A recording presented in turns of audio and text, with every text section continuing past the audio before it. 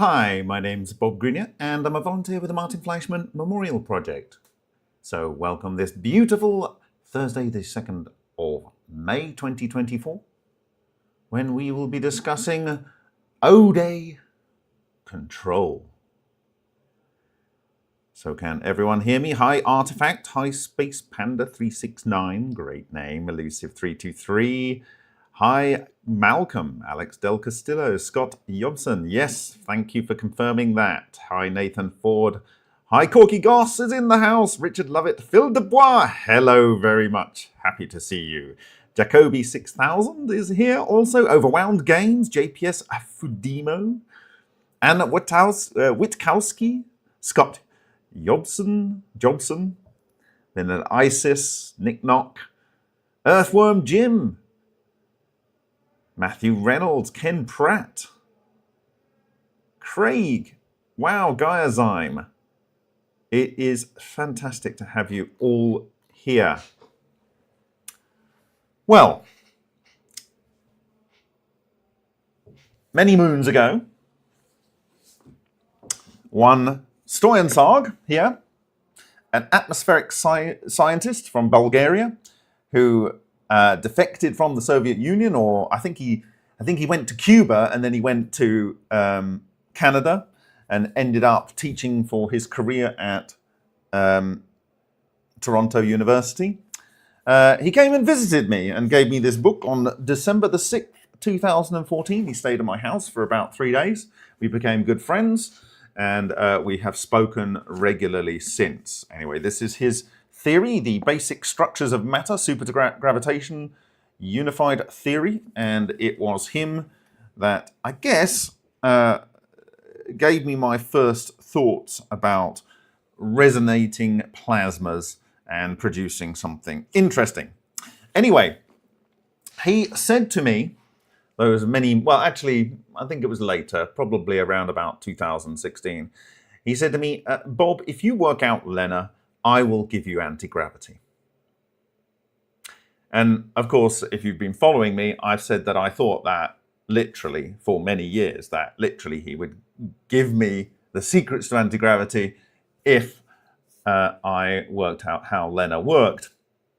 Of course, now I realize they are, in my view, are intimately connected. And so you literally get the other for free. I prefer to call it propulsion. But as we will see in some media I have from recent days, tornadoes in the US, it's very interesting. I think with the current storm chasers, I mean, terrible risking your lives like that, but with the kind of quality of media they are producing, I think we can get a very good idea of what is going on in this process if we understand what maybe the rotas sator square meaning, as we spoke the other day, that it is, in my view, the divine creator comprehends and works with whirlwinds. Okay, so we have been deriving that over many, many moons. And actually, he contacted me because he was running a small conference. I couldn't do it because I was over in the UK helping Malcolm. I couldn't really participate. But we touched base again, and he shared his new website with me. And if you give me a sec, I will just pull that up. And it's to be fair, it's very Web 1. You'll know what I mean when you see it. Here we go. And he was the person that told me a long time ago, or rather he produced a video of it and we discussed it, that if you had 2 nuclear weapons set off on either side of the equator, it would set up a system that would strip the atmosphere of its gases. And then the oceans would boil, and that would be the end of planet Earth. And this has never happened before. You've never had 2 modern-size nuclear weapons being detonated at the same time. Thank the Lord. Right. Now, Partly the reason I'm talking about what I want to talk about tonight is that we've got a never-ending disease, we've got a never-ending climate problem, and I think both of those are basically fake. And I've come to the conclusion after much soul-searching, and I think the last thing that really is fake, but is engineered, is a never-ending war. And I genuinely thought that we had an opportunity to break from this multi-decade obsession with having a permanent war going on, with what happened in Afghanistan and Iraq and so forth. But we didn't get a very big hiatus, did we? And I was absolutely appalled with the thought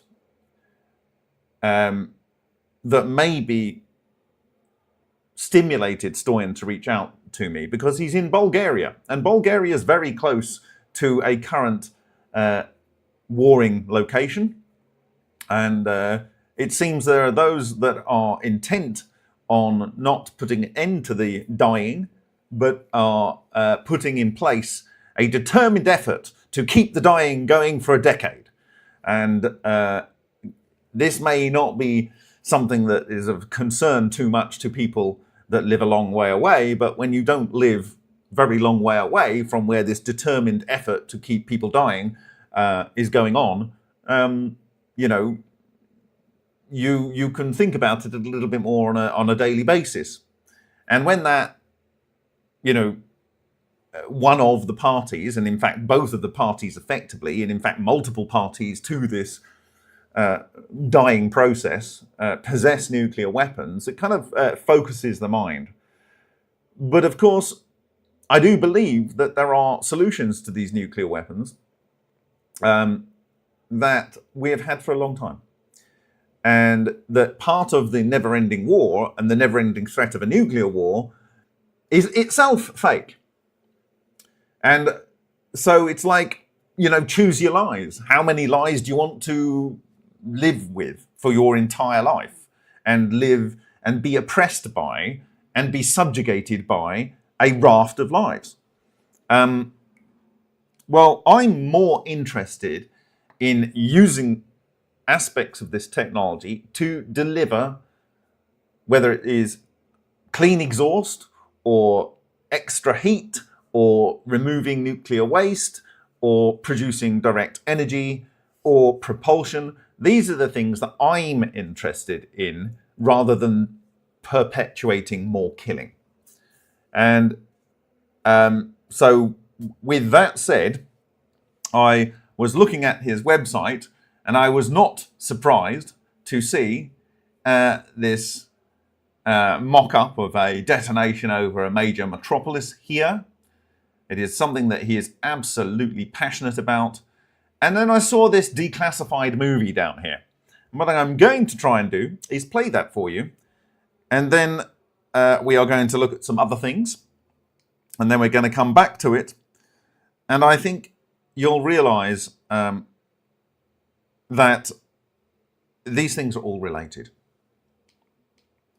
And you therefore might get an idea of why there is such a determined effort to make sure that you, the plebs, the serfs, the tax slaves of the world, should not know there is a potential way to control and utilize this energy, or this technological gift of nature, this natural process, for things that might otherwise benefit you. So we'll just play the original video. Then I want to go and look at some Frank Palevka work and some other things, and then we'll come back and we'll look at some of the implications. Okay, so let me just pull up this video, and I will try and pass through the audio, which means I need to chuck in my earphones, otherwise you're all going to hear it twice. Excuse me. That's where it all goes wrong, because I've got a lot of things on my system today, and so that's when it sometimes freezes. So let's see if we can get through this without it going. Bleh. Okay. I will go in here. I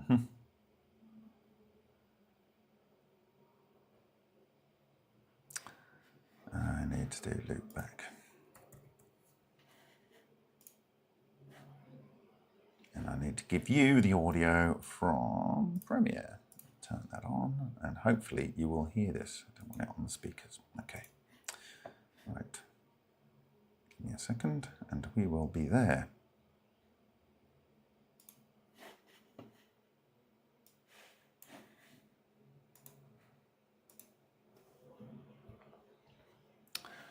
So here we go. Right, hopefully you will be able to hear this. It's quite loud, the first bit, so maybe I can dial that down. Oh no, it should be okay. Right, so this is this video.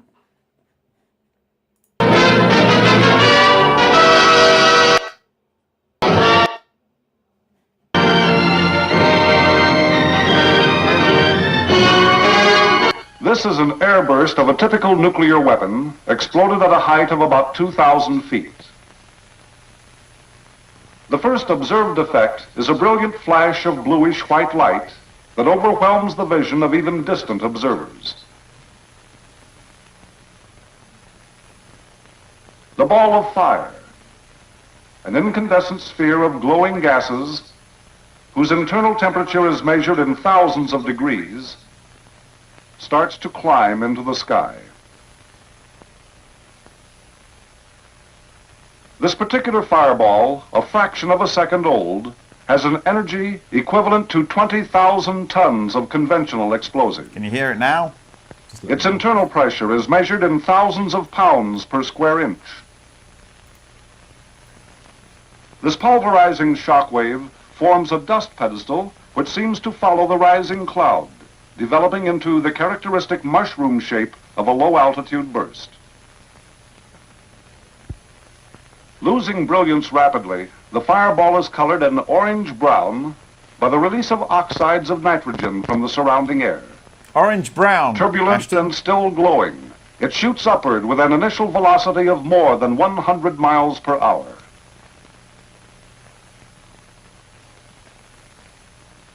The destruction caused by a relatively low-yield weapon can result in many square miles of ruins and account for thousands of human casualties. But how did it all come about? What caused this destruction? What can we do to increase the destructive effect? Or conversely, how can we protect ourselves from it? Generally speaking, the main damaging effects of a nuclear weapon detonated within the atmosphere, this is caused by the air piling up against the building. A secondary but very important aspect of blast effects on buildings and structures is the number of exposed and unprotected persons who will be killed or injured by the flying debris produced by the passage of the blast wave. This blast wave has a double destructive effect in that it is lethal to not only city structures, but also to a city's people. In addition, anyone looking directly at a nuclear explosion may suffer permanent eye damage even at very large ranges. Okay, so the annotations there were actually placed on this video by Stoyan Sarg. I didn't ask him to, he just sent that. Sassy's asked, is the transmutation taking place? Clearly there is, or rather you would call it nuclear interactions.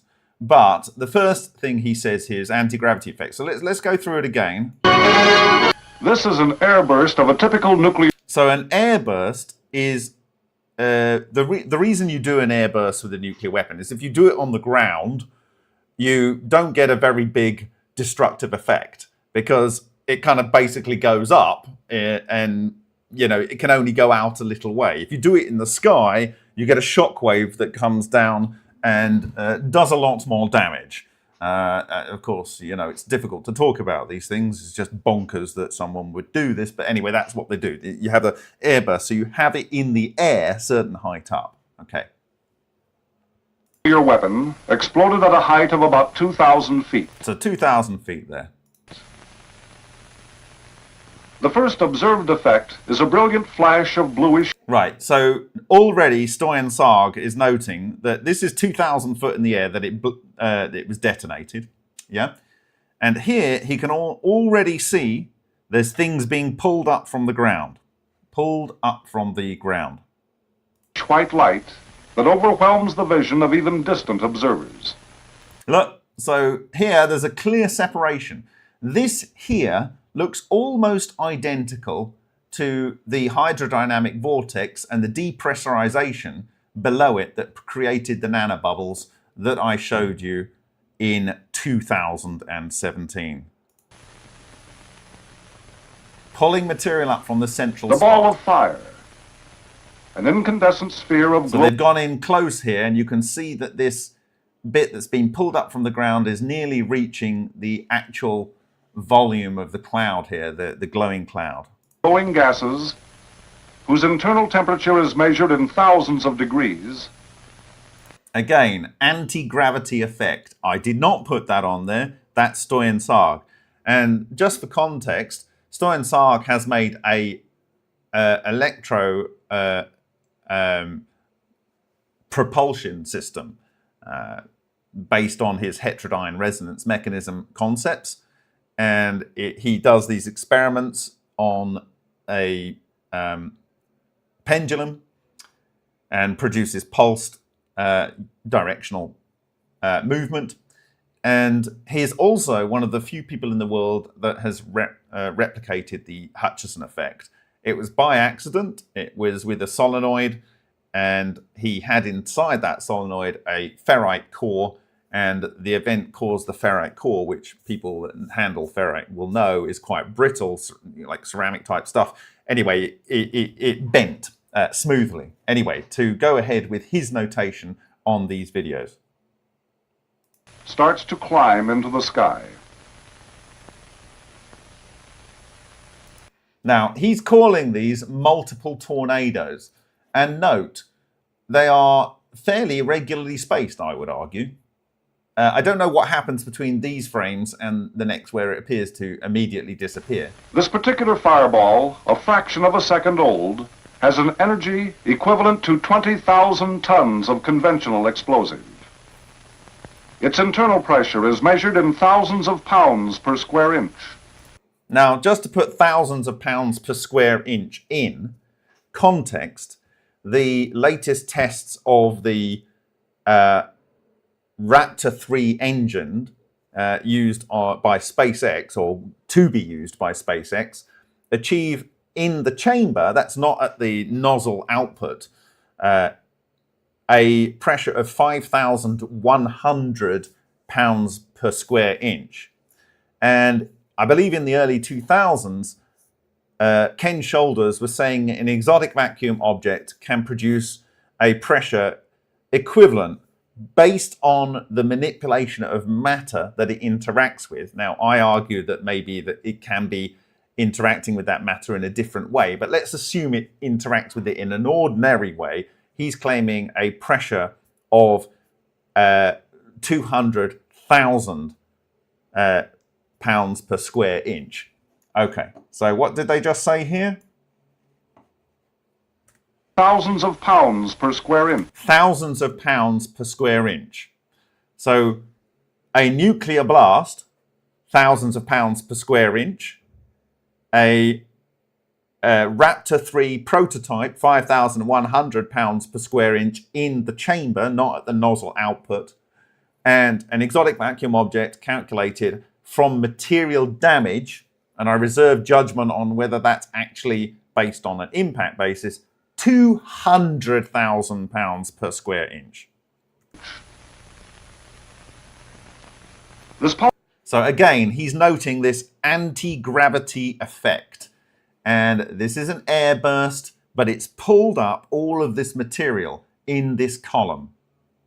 Pulverizing shockwave forms a dust pedestal which seems to follow the rising cloud.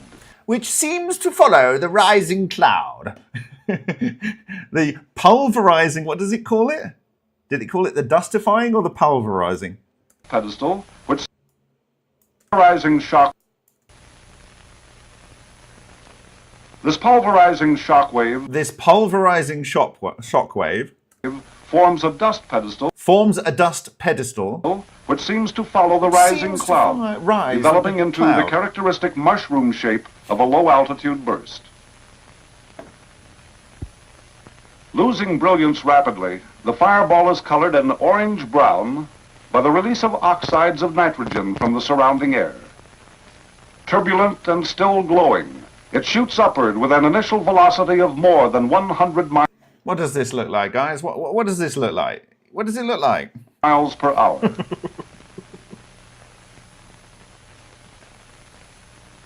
The destruction caused by a relatively low-yield weapon can result in many square miles of ruins and account for thousands of human casualties. But how did it all come about? What caused this destruction?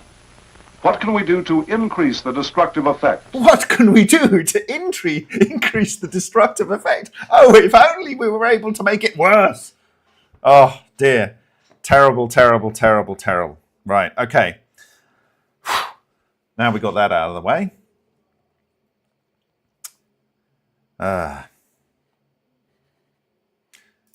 I would like us to look at explaining Frank Pelevka's wind hex, and these videos from the early 2000s here, and it's on the Wind Hex blog.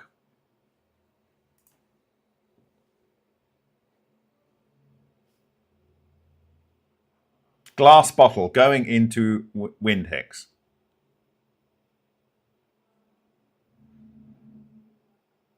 Coming out as 1 micron or so size dust.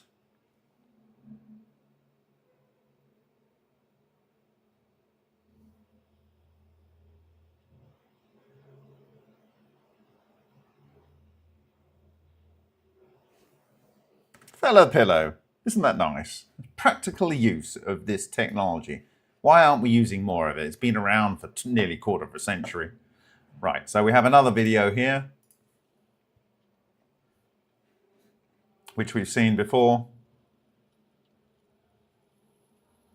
Right, watch what happens to this building here, its roof. If it's going to let me do it.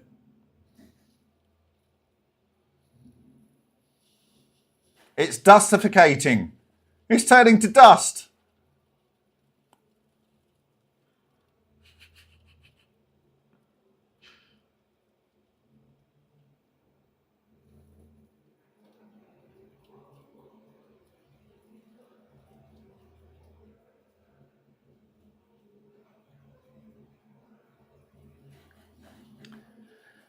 Thankfully, this is not such a powerful tornado.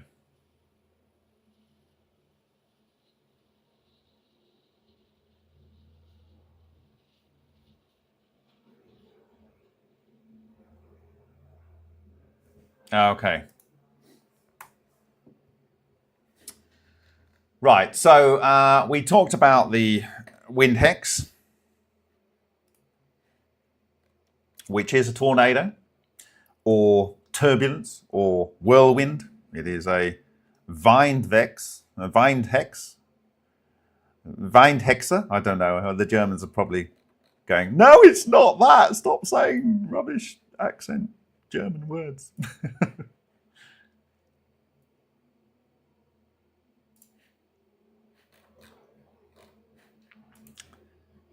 Okay. So, where is it? Here. Okay, so in O-Day Tornado, our recent presentation here, we showed that the wind hex,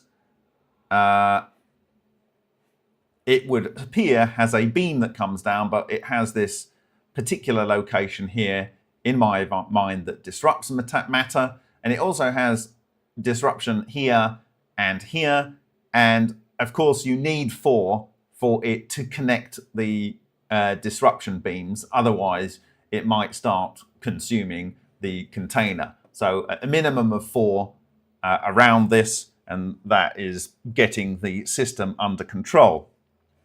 Okay. So what were these other videos that I'm talking about? Well, I have a clip of that here, and I will show that, and we will look at it in some detail.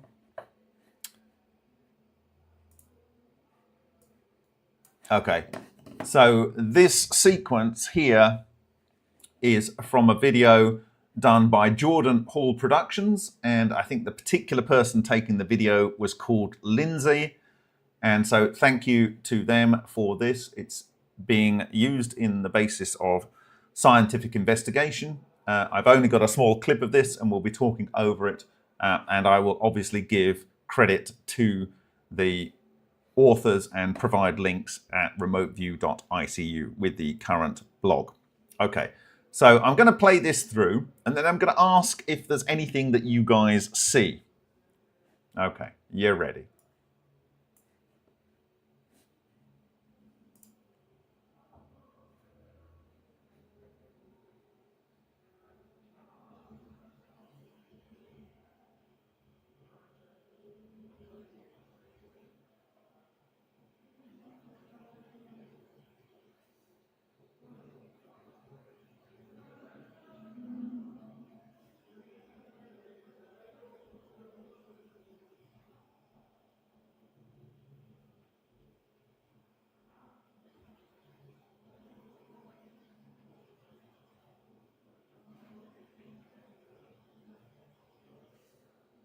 Okay, that's the clip. We're now going to zoom in to a couple of areas in there, and I want to see if people can see what they can see. So we're going to zoom into this area here. He does zoom in himself.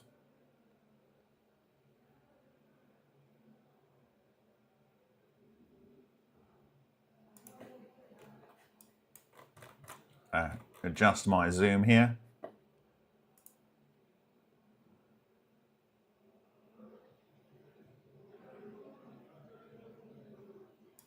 Right. The reason they move the camera out of the way, because they're literally panicking. They are absolutely so frightened as they see these buildings disintegrate. So I'm going to come out here.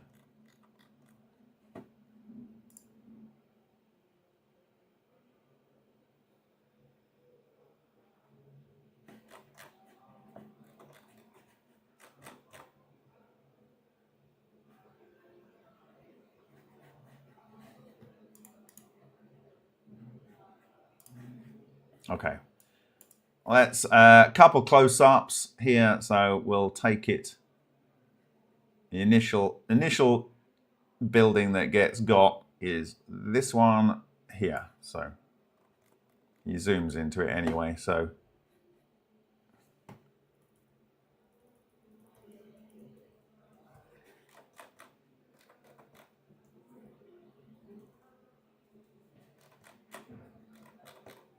this is from the 26th of April, so I'm very sorry to the people that suffered in this tornado.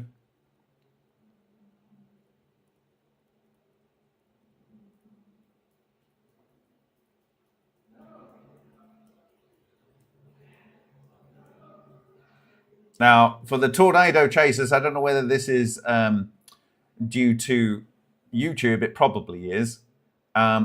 But the artifacts here make it harder to follow as a scientific document, and I would recommend finding a way to upload at a higher resolution somehow, or doing close-ups, and possibly using a camera that, like the new Sony out camera, that does not have rolling shutter. Okay, so they pull away here, and we'll go into the next. In a minute, they go into this one. Okay. Literally, you can see, I'm going to go back. Okay. So it starts to peel off the roof. And already here you can see this building collapsing in. Very, very similar to what you saw in the nuclear blast. But that is a shockwave of air. It's a shockwave of air.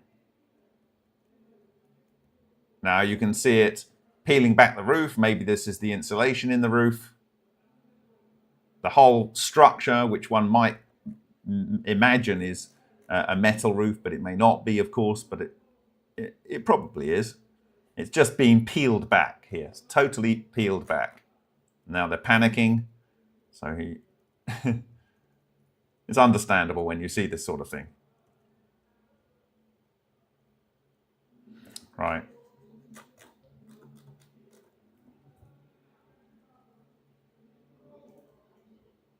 Now, I'm going to look and see what you think you're seeing in a minute. And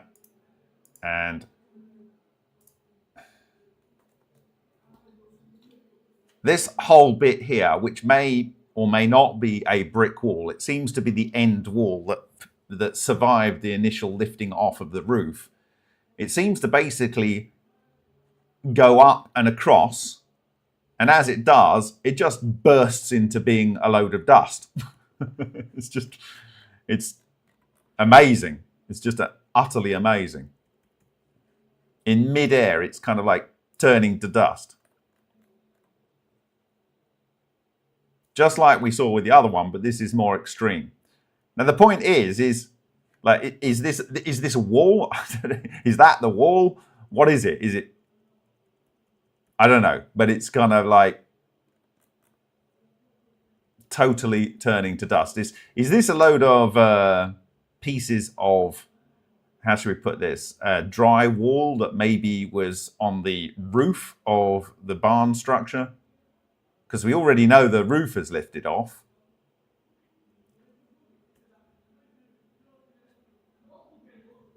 And it's dustifying. You've literally got this thing and it's got trails of dust coming off it.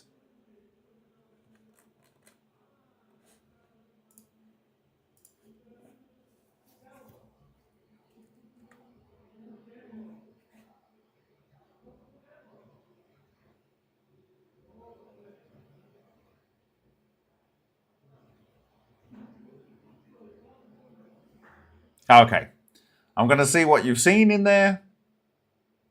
What have you seen in there?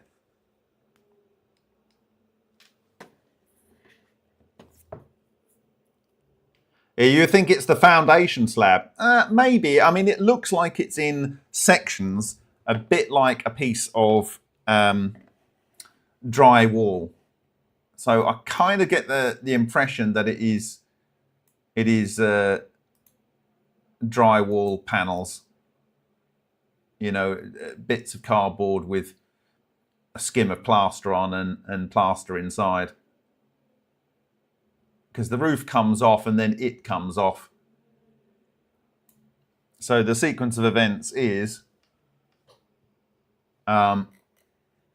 firstly we lose the roof comes off, they panic, they go back, so the roof is already in the air. This is the roof, okay? And then there's this stuff that comes up now. So if I go back here,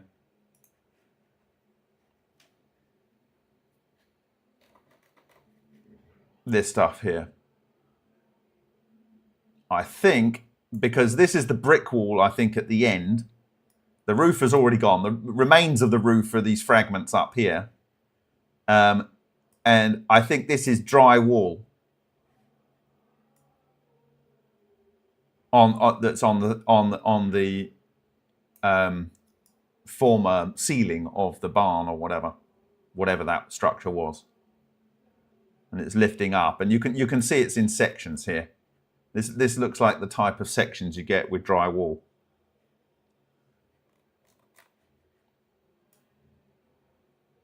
Dustifying. Okay. Now.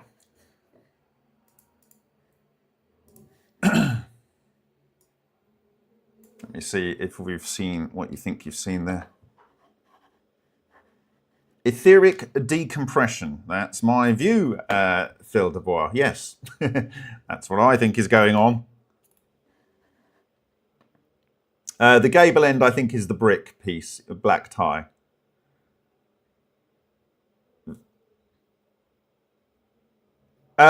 Yes, Elliot, you could suggest that the inside is sucking through. That's a potential thing. It's got a very deep vacuum in there. We know it's a low pressure.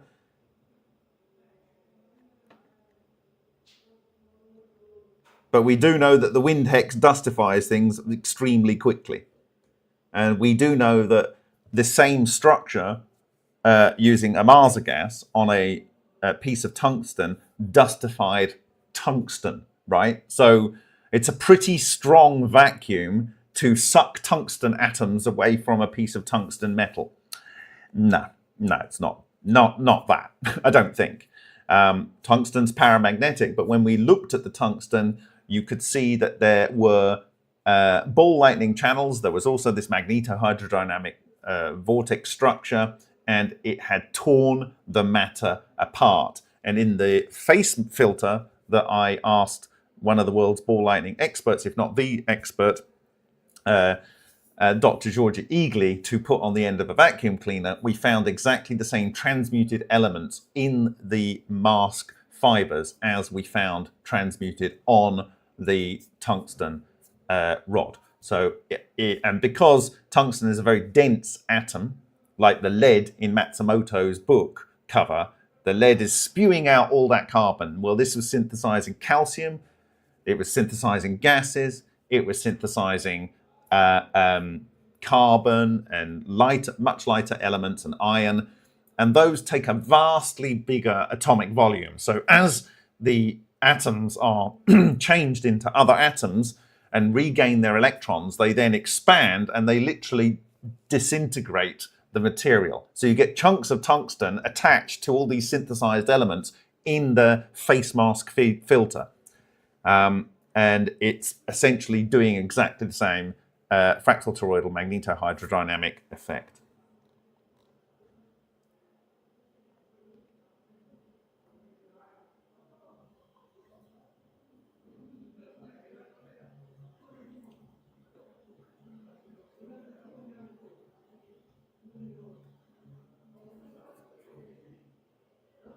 So Joe Vellecci says, I've done hurricane shutters and home wind damage mitigation for the past 20 years too. Oh, I hope you never suffer a big one. Or any of the persons you know, or anyone for that matter.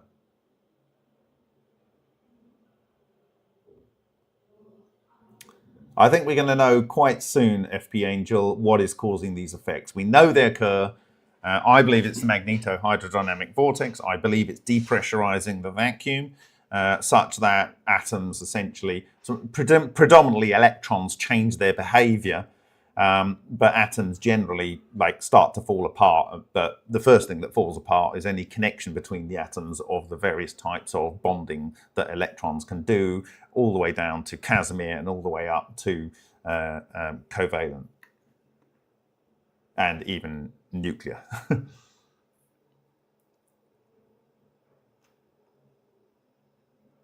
So, Sanabo, but much of that stuff is built with aluminium and are disposable housing and storage systems.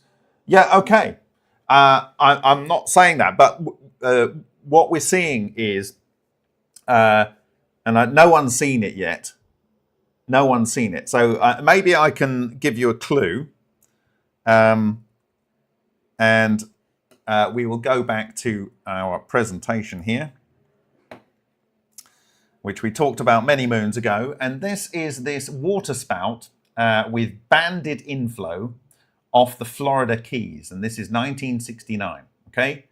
And we've talked about this, the way this inflow here, this dark water, is representing extremely high speed according to their theory of the air movement. But somehow this bit in between isn't high speed. And this area here is not high speed. In fact, you can see the waves in this area are propagating in this direction. And NOAA had put down 2 flares here and here, resulting in the smoke going in these directions. So the wind here is not going in that direction into the vortex. It's going in its own merry direction. It doesn't care. And I argued that there is a inflow of dark matter that's changing the way the electrons behave here. So there is effectively an event horizon where there is zero friction between this fast-moving material here and this other material here. Okay? All right. Let's see if they've got any more comments before I go on. All right. So I'll go back and we'll go back to the video here. And I've got it queued up at the right point here. And this is what I'm referring to. These. These are geese.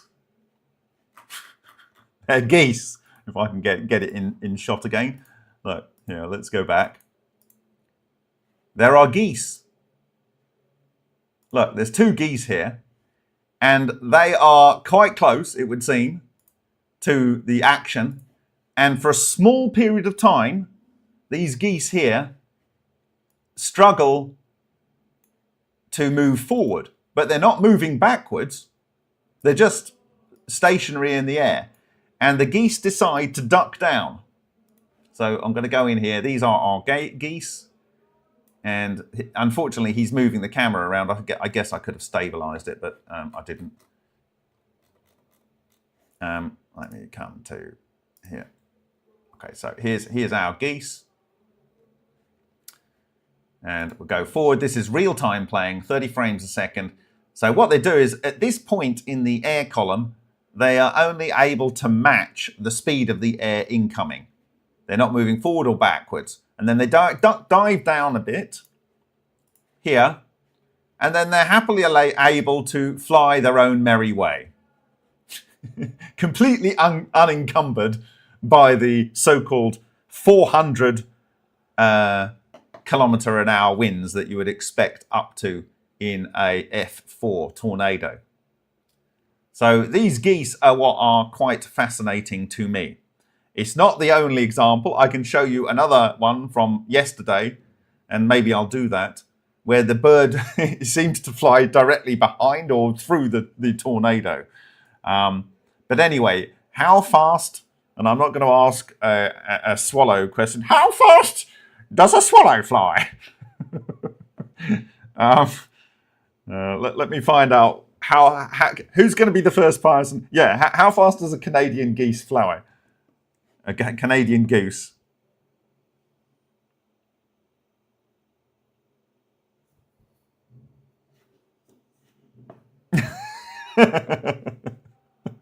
Who can find out the speed of a goose first?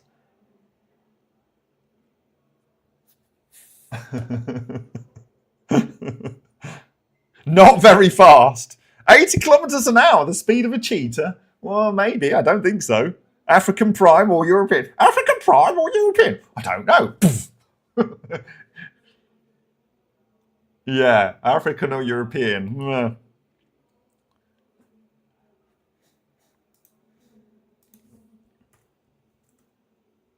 What age? I don't know what age they are. The average age, the average speed of a Canadian goose.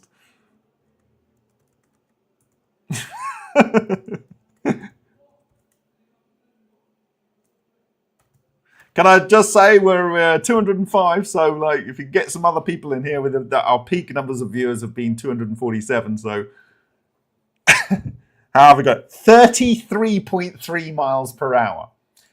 Okay, I'll take that as 46 kilometers per hour. That's about the same as 33.3 miles per hour. So we obviously, Mr. Gate Mode, they can fly slower.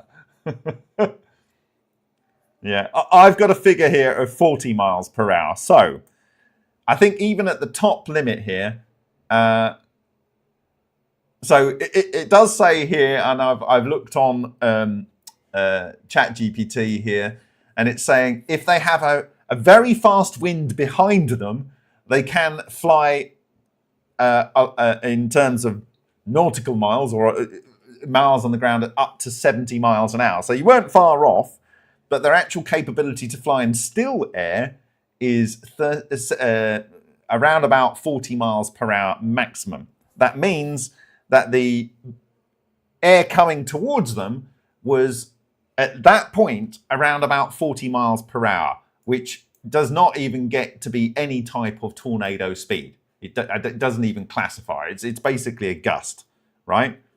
So that is not something that they are having to contend with. They're not contending with 300-mile-an-hour winds at this point. They are contending with, at this point, around about 40 miles an hour, and they duck down and lower down. They are able to proceed on their merry way. So we know that pretty darn close to this tornado, just like we saw in this image here, in this NOAA image, the wind is basically not even there. And that bodes very well for the wind hex.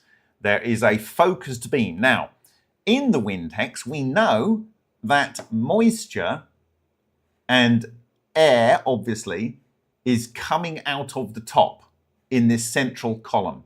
And we have actually,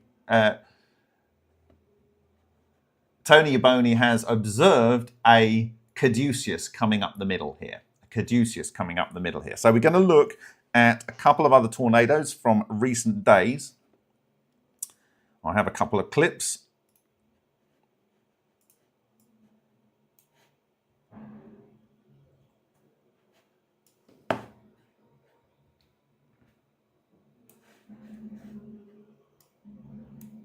Okay, so here's another tornado here.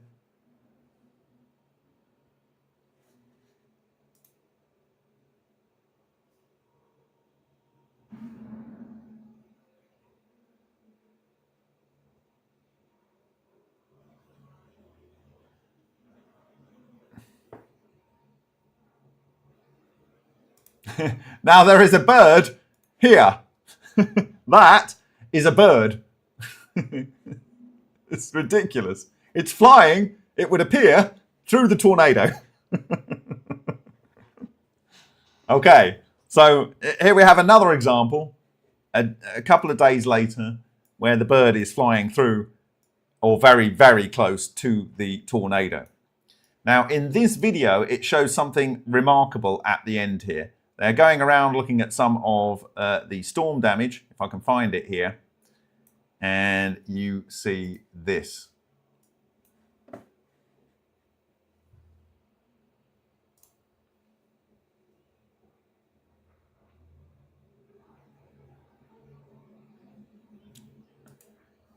This is a heavy lump of iron.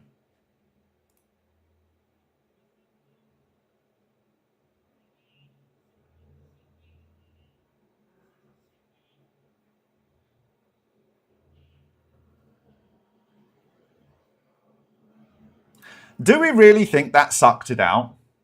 Do we really think that sucked it out? Did that get sucked out from there, or did it pop out? And if it popped out, why would it being popped out? Can anyone guess why I think that that would pop out? Anyone think why this would pop out?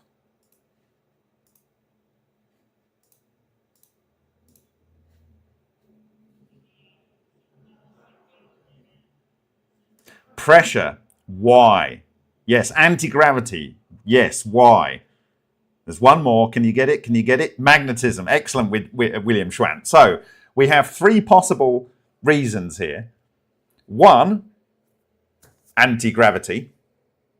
Okay, so the ground obviously is stuck to the ground. It's not going to come up, right? The ground's not going to come up. But we know this is mild steel. It's basically iron, carbon steel. And so this will be ferromagnetic. And so it's not a surprise if that would rise up, okay, if there was a magnetic thing there. And we do know this has a magnetic beam. And the second thing is, one would imagine down in this manhole cover over here that it was covering, the actual manhole, it's a sewer cover. And what would you have in the sewer? Especially in heavy rains.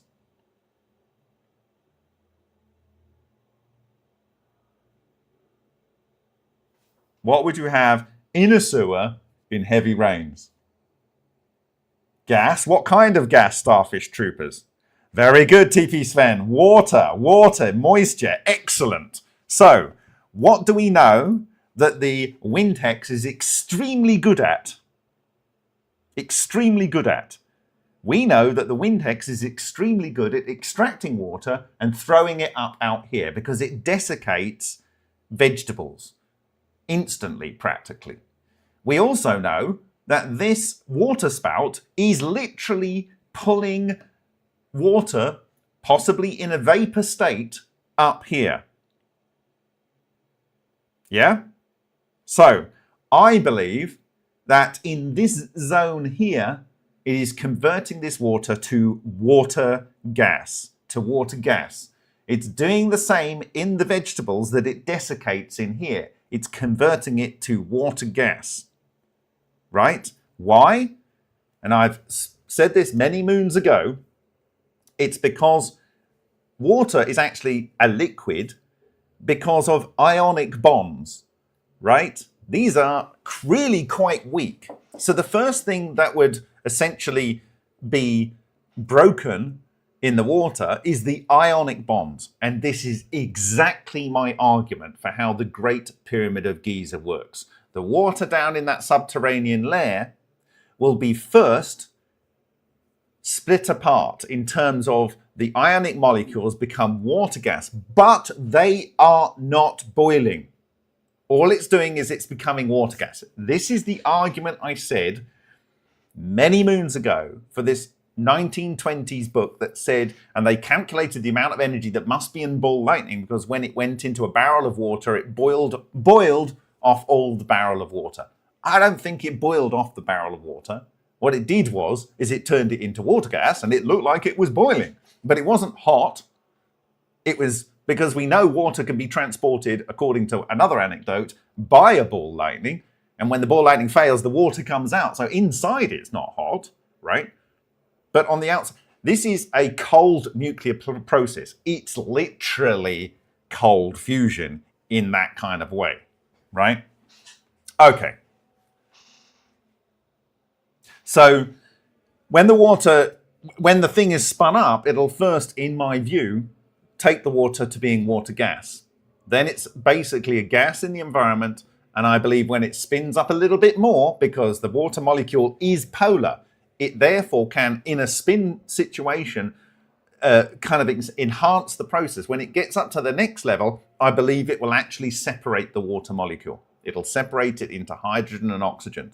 And as I argued, the oxygen goes into the Queen's chamber, the hydrogen comes up, and then you have the granite, which has the high energy alpha, beta, and gamma rays from that thorium and uranium gamma from the Aswan quarry, and that will split it into proper charge separation. The etheric matter clusters, the protons, and the electrons. And that will then kick it into full gear, and you'll get that spherical thing inside a triangle like you see on the Masonic temples. Okay. All right. So here we can see it's water. We know this desiccates, and here we have a manhole cover comes off, and it probably was fairly tightly fitting in there. In fact, it almost looks like the tarmac was laid over the top of it. And if you go back to the actual thing, it looks like it's got tarmac on top. So maybe it wasn't even able to be seen easily, but whatever, this has popped itself out of there. And I think it just went and came up. You can see the prevailing tornado direction here because of this falling over, maybe. But there we go. So I think conclusively, in my view, we can say that the fractal toroidal moment is able to loft things. And part of that lofting process is because it is separating the material into extremely small particles. And those particles are in this overall kind of motion into the structure. Okay. Depressurizing the vacuum. Okay. All right. So the other thing that I want to look at in that video before I go in back to the nuclear blast videos is what I think has happened to the... and we'll come on to see that in a minute, but give me a sec. I don't want that anymore. Okay, so here. what we have seen is our roof here has been peeled off. Now, what do people think this roof is made of? What do we think it's made of? It looks like the first roof that comes off here is corrugated iron. You can almost see the corrugated iron. What do people typically build the roof of? I can actually kind of see the corrugation here. Here, okay? This corrugation here. And basically, it looks like it's turned into a piece of fabric, like the kind of things that we saw from the Czech tornado, okay? The metal starts to become a piece of fabric. Now, it kind of loses its normal metallic bonds. And what do I mean by that? Well, we'll go and have a look at another one of our experiments to ring this home. This was in the presentation Practical Applications of the Fractal Toroidal Moment. And it is slide 36 here. You can download this.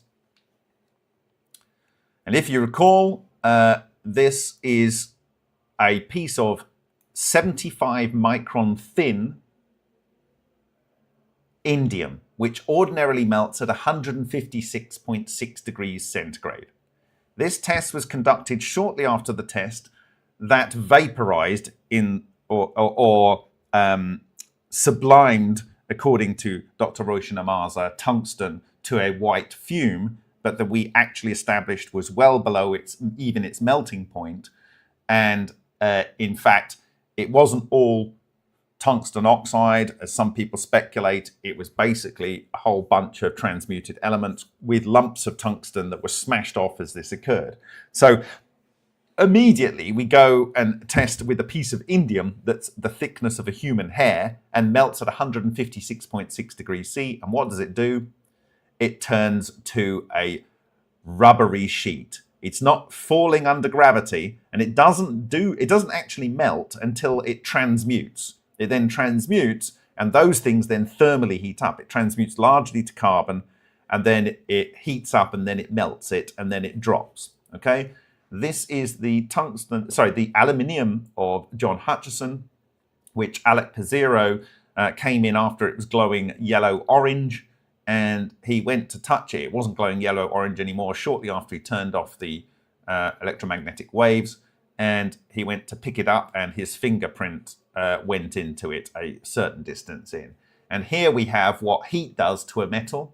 This is what an intense amount of pressure does to metal, and this is bending. And I think because the electrons in a metal bond are delocalized, they allow slipping or jellification like this without heat. It's a cold process. It's cold metal forming. And if you want to see about cold metal forming, I would go and look at the several references in Tom Bearden's, the sadly departed Tom Bearden's Fer de Lance, which he first reported on his experience of cold metal forming in 1992. And this book was, I think this is the September the 15th, 1998 edition, although I think this is actually the print from 2002. Okay? So I think it's turning the material to jelly. And we see it here. So I'm thinking this probably here is insulation between the metal, the wood frame, and the plasterboard. So that's the plasterboard here, the metal on top, the insulation in between, maybe a metal frame. They come back here, and this is lofted in the air. Now, as this goes around, the interesting thing is here, if this is an F4, you're talking about 400 kilometers an hour wind, let's say up to 300 miles or whatever it is, 250 miles an hour wind. This doesn't look like that. And in fact, it's going at least as much up as it is going sideways. It's going at least as much up as it's going sideways. And, you know, if this is plasterboard or this is not metal, then it's not gravity necessarily in this case. It is, as is being claimed in reference to the nuclear blast, a type of anti-gravity. But what I would suggest is the normal vector of the thing that causes gravity is coming into the Earth down here, and this thing is actually sucking it up. So there's no pressure down at all. In fact, there's negative pressure. It's literally sucking it out of the Earth. It's sucking it out of the Earth, and rather than pushing down on the Earth, it's then pulling this material up. That is the anti-gravity, right? It's pulling it out of the matter of the Earth, okay? And so it's lifting up. So literally in the same number of frames, it goes sideways. It almost goes up more. And that includes tearing it off the top of the building, okay? And then we go on a little bit, and he comes back. If I zoom out. No, I don't fit.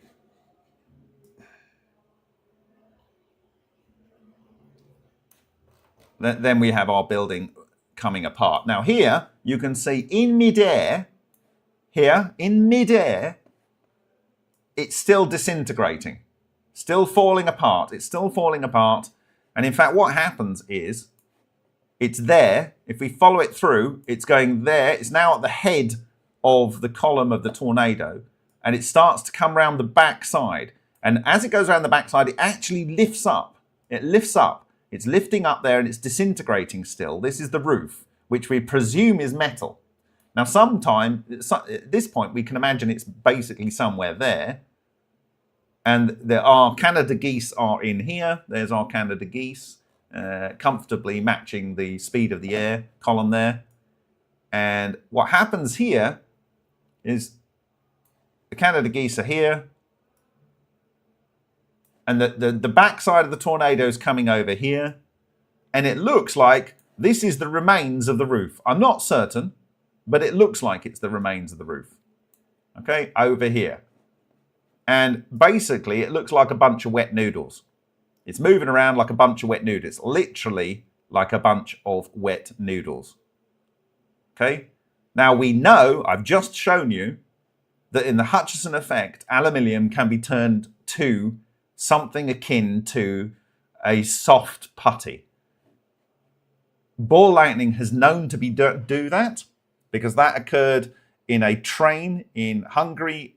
I think it was in Hungary, with one of the anecdotes recorded by Dr. George Eagley, where ball lightning came alongside a train and it touched the aluminium window frame, and for about 20 minutes, the passenger was able to manipulate the aluminium with his fingers. And in Tom Bearden's book, when you do the cold metal forming process and you impregnate the metal with something, or you excite the metal in some way, you were able to press it into a mold until you then drained off whatever it was you'd put in there, and the metal then wasn't plastic. So here you have these noodle-like beams. Okay, so it doesn't really matter whether they're aluminium. I don't think they're wood. I don't think wood becomes noodle-like. And in fact, I think what we're seeing here is a lump of wood, and this might be a lump of wood. Okay, so the lump of wood is moving around like a lump of wood, and the metal is moving around like noodles. And it's not bashing into anything that you might say is bending it.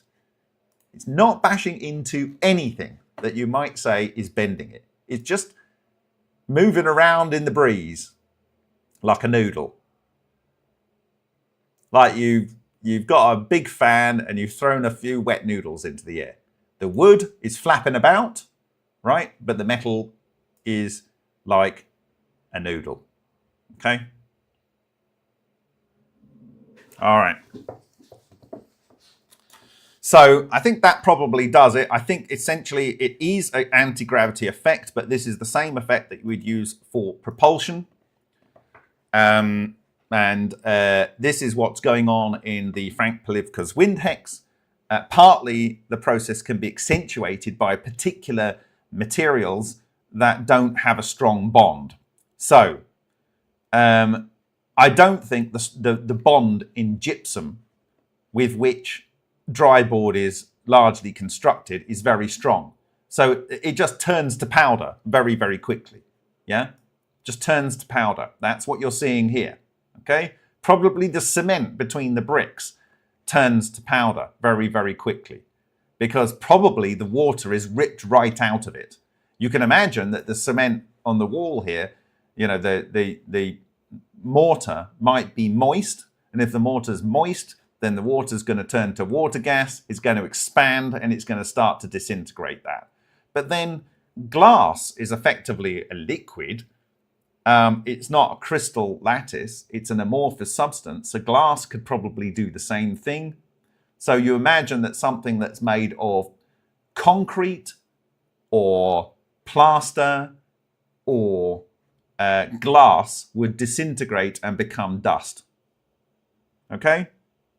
Disintegrate and become dust. Okay? All right, so let's go and have a look at our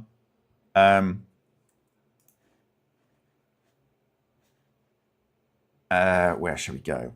We are going to look at our what I'm calling Boom 2. So, for the sake of argument, right. Here is our video, and what I've got here, we'll play it through again and remind ourselves of what was thought to be important by Stoyan-Sarg as an expert in atmospherics and burst of a typical that's really, really, really unpleasantly loud. nuclear weapon exploded at a height of about 2,000 feet. The first observed effect is a brilliant flash of bluish-white light that overwhelms the vision of even distant observers. The ball of fire, an incandescent sphere of glowing gases, the plume that's coming up from whose internal temperature is measured in thousands of degrees, starts to climb into the sky. This particular fireball, a fraction of a second old, has an energy... What would cause these? If these are, as he suspects, tornadoes, then you effectively have, in my view, standing waves. Okay? Second old has an energy equivalent to 20,000 tons of conventional explosive. It's Right, ready for it? I'm going to turn on the new layer here, and you're going to see something rather lovely. Rather lovely. Are you ready for it? This is Boom 2 internal video. pressure is measured in thousands of pounds per square inch. This pulverizing shock wave forms a dust pedestal which seems to follow the rising cloud, developing into the characteristic mushroom shape of a low-altitude burst. Losing brilliance rapidly, the fireball is colored an orange-brown by the release of oxides of nitrogen from the surrounding air. Turbulent and still glowing, it shoots upward with an initial velocity of more than 100 miles per hour. You ready? You ready? Here comes the apple again. The destruction caused by a relatively low-yield weapon can result in many square miles of ruins and account for thousands of human casualties. But how did it all come about? Let's see that again. This pulverizing shock wave forms a dust pedestal which seems to follow the rising cloud. Seems to. The dust pedestals, it basically doesn't, the ground is pulverized. It's pulverized by the shock wave coming out from the blast, but as soon as the apple is formed and the charged particles start going around in a magnetohydrodynamic fashion, and because it is a full torus effectively, it will produce a toroidal moment. It'll then be sucking in all the available, in my view, relic neutrinos that would otherwise cause a gravity effect, and this is the azimuth through which they are minimally able to pass, and therefore anything down here can only really go up, because it's still pulling the material, like this is like a monopole. Everything's going into this point here, okay? Developing into the characteristic mushroom shape of a low altitude. Of course, this is more like a column than a spread out thing, although you can see a little bit here. It's a column because this is a full tor, you know, with many subtors in there making the current structures.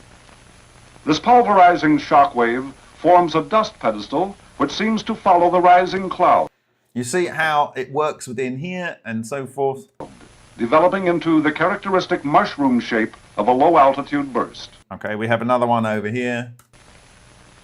The destruction caused by a relatively low-yield weapon can result in many square miles of ruins and account for thousands of human casualties. Now, I want to dial that back to here, right there, and I'm going to bring on our monopole, which is a tour of a subtour of a subtour, I think of a subtour, on the Amasa gas treated 10 yen coin. Okay? All right? And if you look, it has this spread out here, it has the beam down, and it also has this part off to one side. Not on this side is different, right? So this is the side that it's coming from and going to, okay? So it's coming out of here and round and into here, out of here and round and into here, okay? And on the side it's going into, it has this tongue coming out. This has this tongue coming out, okay?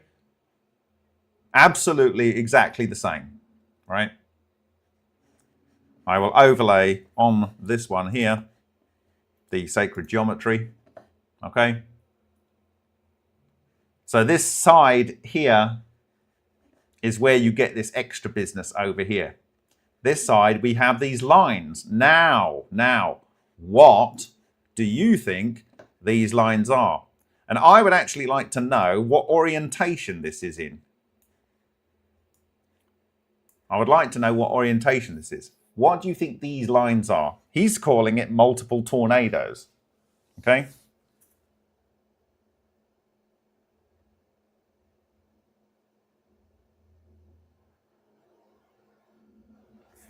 Yeah, there's a real attachment here. You're right. Particularly on the previous one over here. This pulverizing shock wave forms a dust pedestal which seems to follow the rising cloud, developing into the characteristic mushroom shape of a low-altitude burst.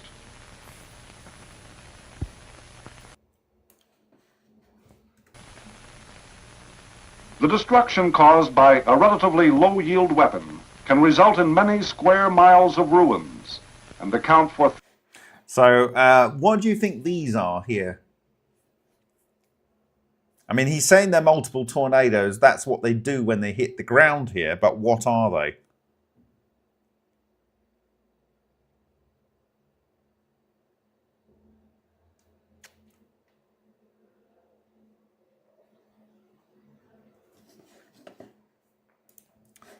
You wanted the Tesla Tower, did you?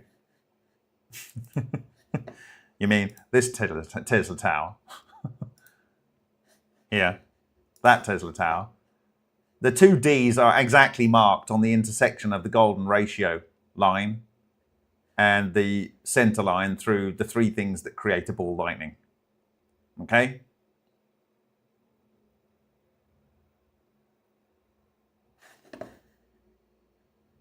Here is our structure.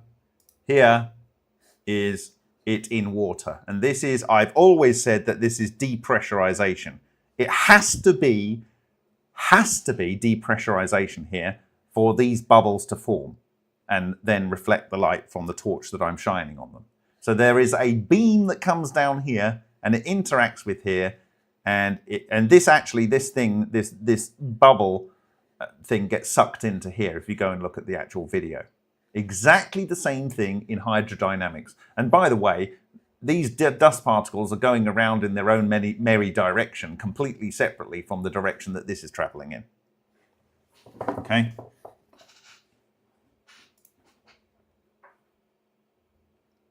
That's the caduceus that comes down from the structure. That is the caduceus, right? You can see that on the caduceus of the mushroom cloud, it's even going around same way we've got it going on this one. Okay?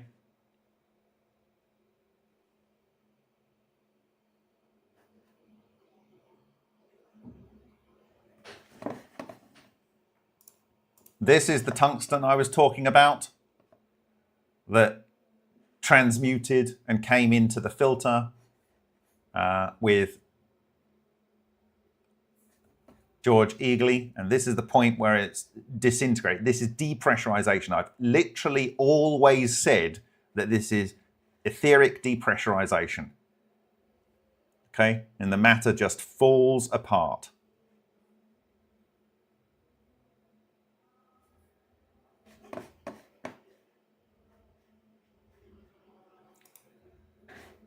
This is just a standard smoke ring. Now the smoke ring here, although it forms the same structure, it isn't really so much charged particles. Yes, particles of smoke can gain charge, okay? But it's not the same level of destructive capability as something like this on the HHO, the charge-separated water in a vortex burning on this 10 yen coin, and not the same as the HHO in this case on the tungsten, smashing apart this tungsten. And if I can show you, that's what it looks like. Okay. And I'll turn it off. Okay, turn it back on. So this is our monopole-like structure, and my main point here is that this over here, with this bit and this all sort of glowy area over here, is marked in this exact structure over here. We have this lip, this kind of bit that sticks down here, and this affected area, and this is not really affected. This bit sticks down here. Now, I don't know whether this is maybe facing north, and maybe someone can look at the test range and establish whether these mountains would imply that this is facing north or south. But did anyone, if you have said it already before, what do you think these lines are? And note that the lines kind of bend around here, and in this case, they come back in. This goes down here, and it comes in here. Comes down here and comes in here.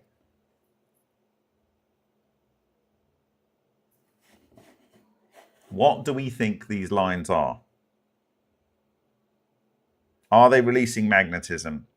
I think it's related to that.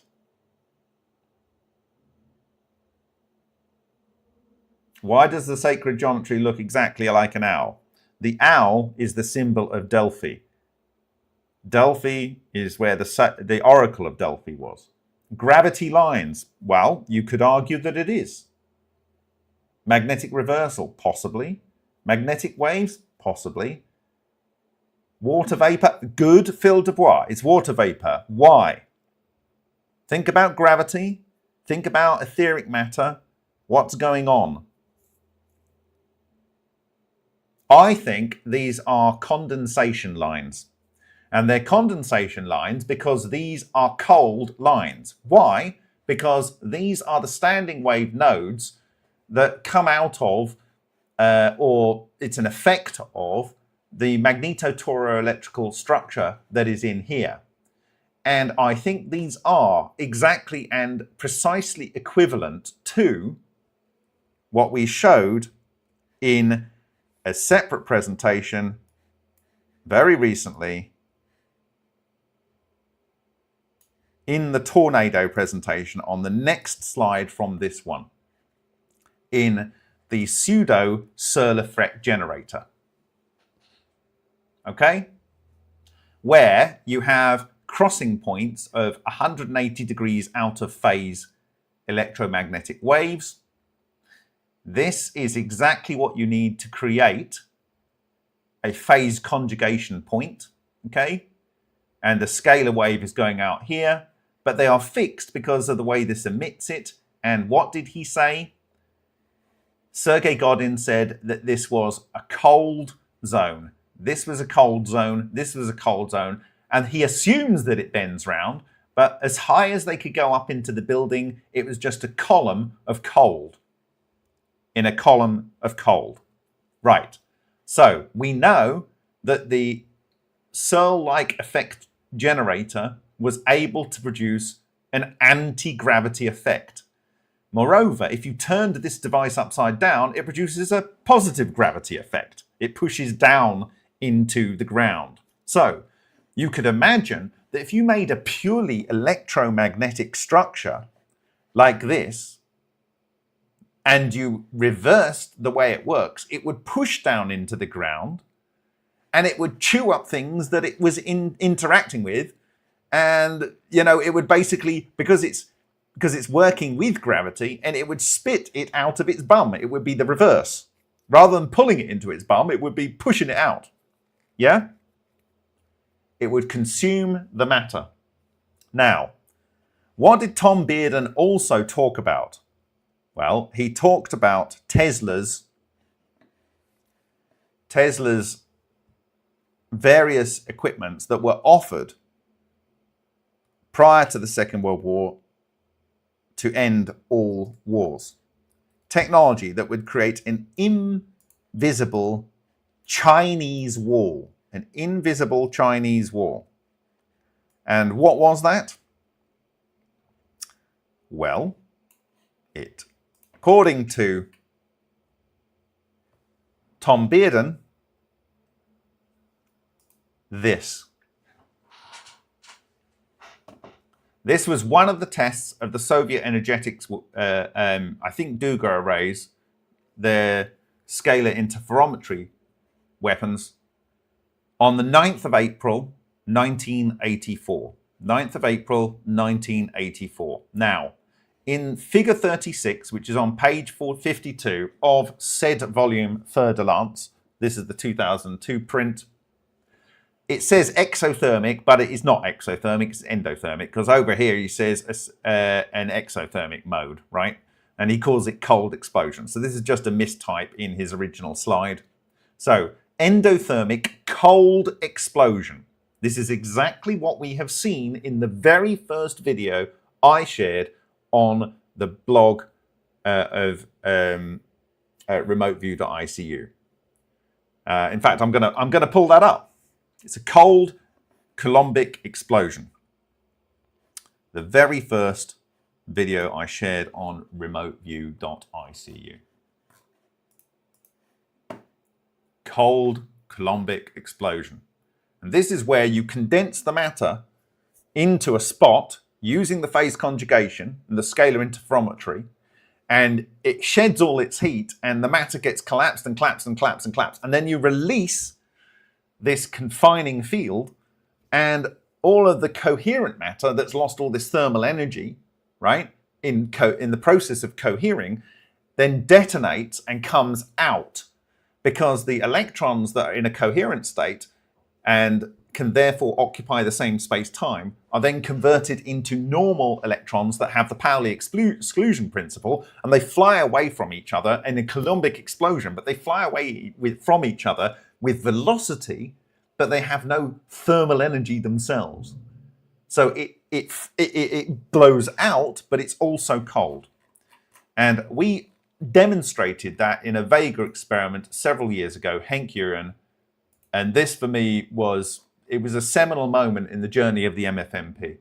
Totally seminal moment. So let me just pick that up. So for those that haven't seen it or are new to this, it's a real clincher. So this was shared on December the 10th, 2020. And we will go to YouTube to watch this. And I will kill the advert here before we go over. Right. And then we will show you. Right. So in the blog, I said, what is Vega? What is it showing us? And what can we learn from it? Well, here, my friends, we are learning still. Thank you to Henk. So what we have is the entire base of this chamber is a cathode. It's biased at a couple of 100 volts, and then it has a Cockcroft-Walton double-sided generator that produces pulses of around 5 to 750 volts, and you see what it does here.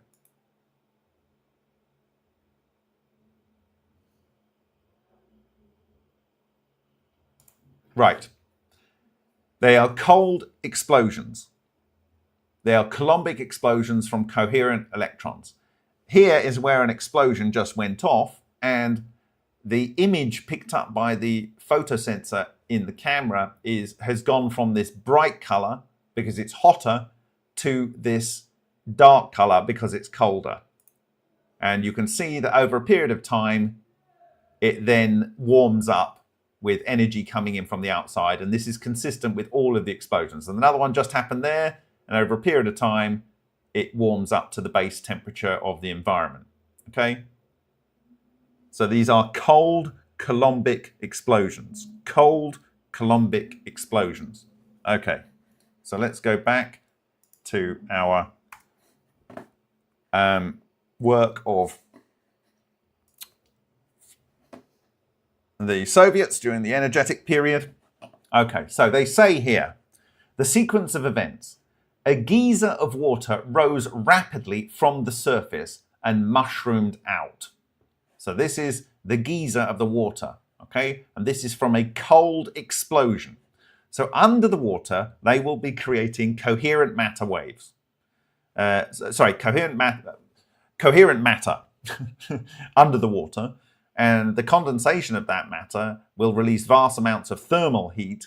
And you can build that up and build that up. And then you trigger it by releasing the confining scalar interferometry. And it then detonates in a cold explosion, producing this. Okay? And given that this is 200 miles from sea level, you can imagine that the height of this is rising to at this point to, let's say, I don't know, 90 miles high. So this geyser of water, it actually says here, reached 60,000 feet altitude in about 2 minutes. In about 2 minutes. Yes, it is Bose-Einstein condensate related. You make a Bose-Einstein condensate in this small location, but it's vast amounts of matter that has completely lost all thermal energy. And the electrons in there and the protons, they're occupying the same space-time. And then what happens, you remove that confining field and it basically falls apart.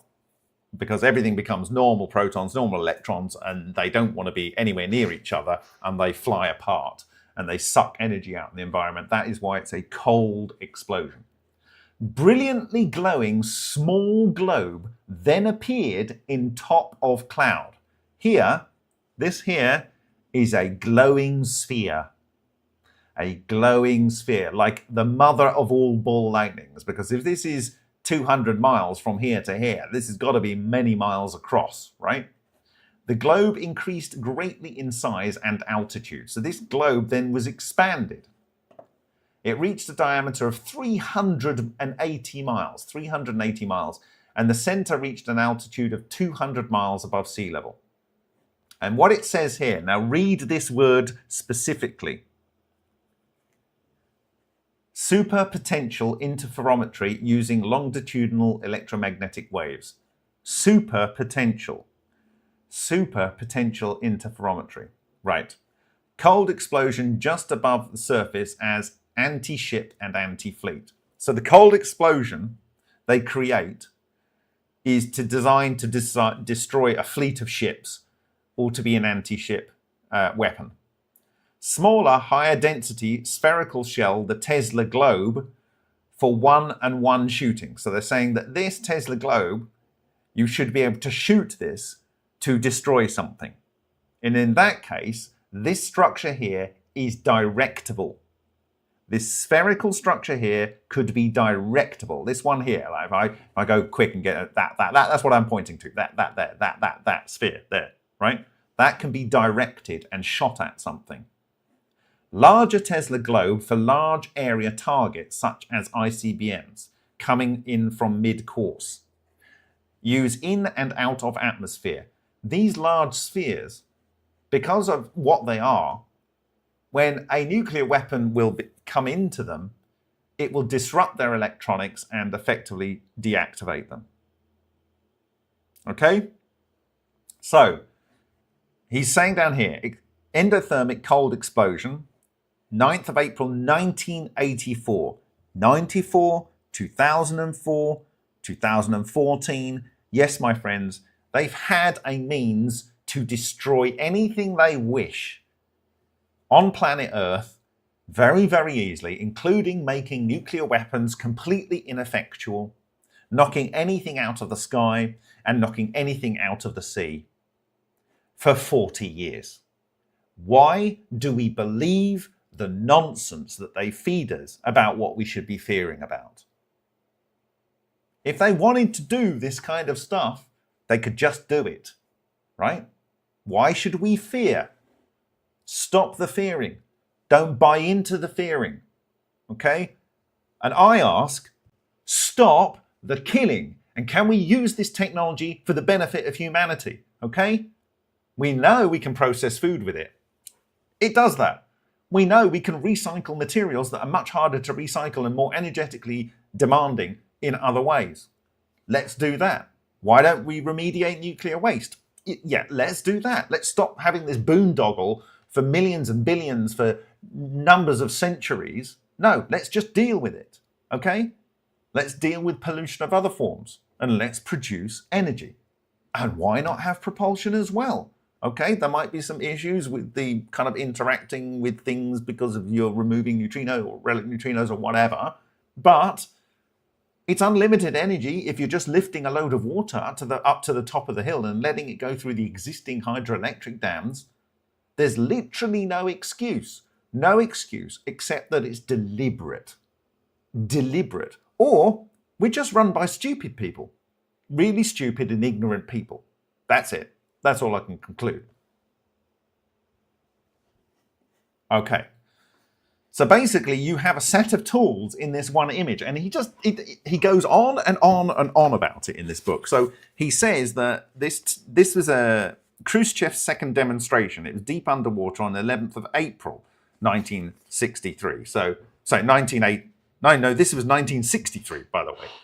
And so he did a scalar interferometry weapons test, and he says it looks a bit like this test, which was conducted by the USS Thresher. No, sorry, it wasn't. This test was deep underwater nuclear burst. So this was a US test 100 miles north of Puerto Rico over the Puerto Rican Trench. And it shows this explosion of water column coming up. It's an underwater nuclear test. And it says that this is equivalent to the test that was conducted purely electromagnetically on the 11th of April, 1963. 1963. When I say this technology has been around since the 1950s, it's been around since the 1950s. Okay? But what we are showing you with Benjamin Huang's cavitator is exactly the same forces are produced by cavitation. Exactly the same. And they are doing gentle nuclear transmutation, leading to synthesis of potentially elements you might want without chopping down a mountainside, right? Or potentially energy that you might want, or potentially decontamination that you might want to do with Roy Ishinomiya's vibrator plates. Put them in those tanks in Fukushima and stop dumping it into the sea, thank you very much. Of course, the sea has got cavitation, blah, blah, blah, but this is a way to just make sure it's not going into the food chain, right? It's real. We have 100% categorical proof that the same thing that occurs in those nuclear bombs, but in a completely uncontrolled way, is being achieved in a controlled way because we understand and can work with whirlwinds. We understand and can work with whirlwinds, but not to kill people, to do work to benefit humanity and the biosphere.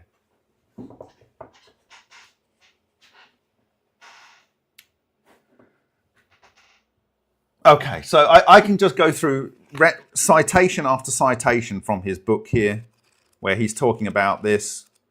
I encourage you to get it and look at it for yourself. He's got another drawing here of this. This is the same 5:14 a.m. 1984. That's it. So the actual plume there was 150 miles in diameter. 150 miles in diameter. No nuclear weapon here. No radiation.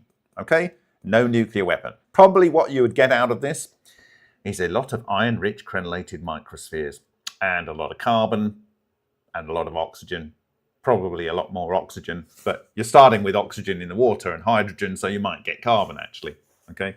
It's weird like that. There's actually a benefit exchange reaction because you've got hydrogen and oxygen, okay? Thank you very much, Black Tie. That's really generous. Really appreciate that.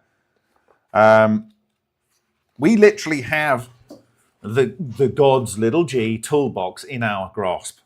We literally have it. Here, another image. This is a shield, and it says Tesla shield. Tesla shield, right? And it's got images of things hitting the shield and disintegrating. And what did Tesla say in his... here we go. Let's find it here. This is... Have I got it here? Maybe I haven't got it here. Oh, don't know whether I've got it here. Oh, yes, I have. Which I talked about in O Day Noon. Tesla here, showing in this image here 100% certainly that he knew that this structure is what did it, right? Knowing that the Vesica Pisces and this central line, 100%, having four support frames on this, exactly showing that he knew that the Maltese cross was the way that you did this. And he says here, war clouds were again darkening in Europe on 11th of July 1934. The headline on the front page of the New York Times read, Tesla at 78 bears new death beam.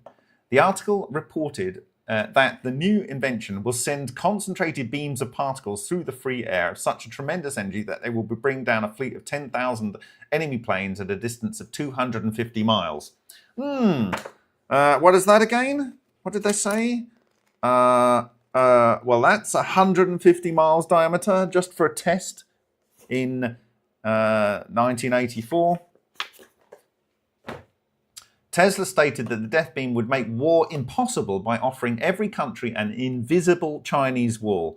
Thank you very much, Craig. That's, again, very generous of you. It really helps. Okay, so we have shown in our experimentations, thank you to Henk Urian, that Coulombic explosions are real and they are cold explosions. Okay? This is a coherent matter becoming incoherent. That was shared on December the 10th, 2020. Okay? We have shown that this exact sacred geometry structure, when you have four structures around it, is brought under control, and you can process foods and you can process other materials. Thank you, really good, Dak. That's really, wow, guys, you're going to make me cry. But I just want the death and mayhem to end.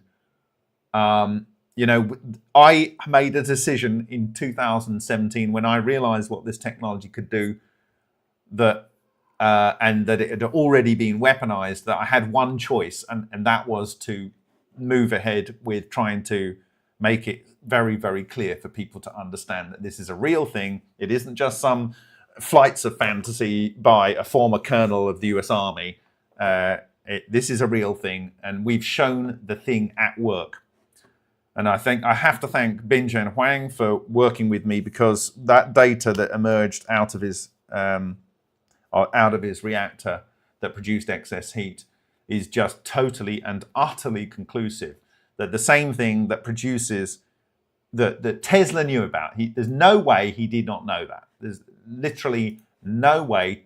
This photo, just zero. Phi on his tie, the life part of the circle of life, exactly as is represented on those scientific documents from the early Coptic Christian artwork stelae.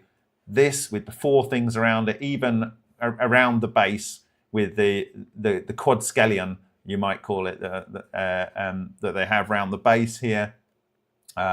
Just everything about this photo, his pose, the gauntness of his face, everything is so wonderfully deliberate in my view. Okay, so I'll go back to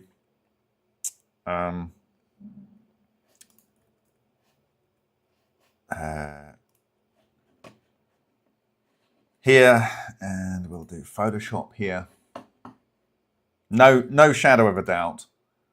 This likely was pulling etheric matter out of the center, out of the earth, and that would provide energy. It's not just a transmission device, in my view, and unless it was just forming a circuit loop, and then that you would have nodes like you have nodes here.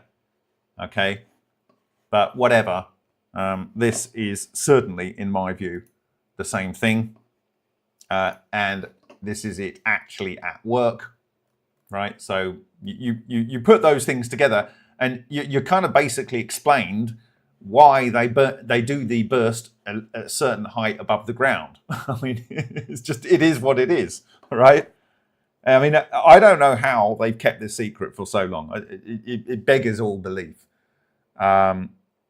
But this has been a huge community effort, and you can see from here that the Caduceus will knife into the ground, and we see this on that war between Thoth and Seth in that ancient Egyptian tug of war that they had between the yang and the yin, those two forces that are present in the universe. But here, yes, as you can see, the Caduceus goes around this way. The Caduceus is going around this way. You can see it on the tornado videos here. If I can pull that up, you can come back here. You can see the vorticity here somewhere, wherever it is.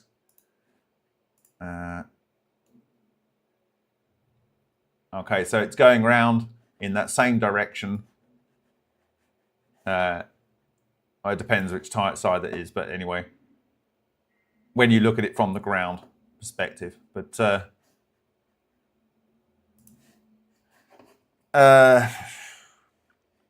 this is my pleasure and honor to share this with you.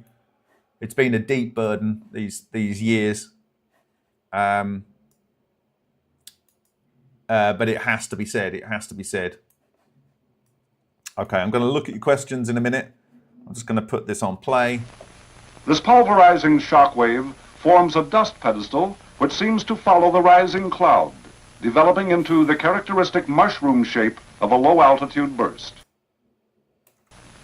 The destruction caused by a relatively low-yield weapon can result in many square... So I think that these are gravity waves, and they're standing waves in gravity, and this is what is said by Tom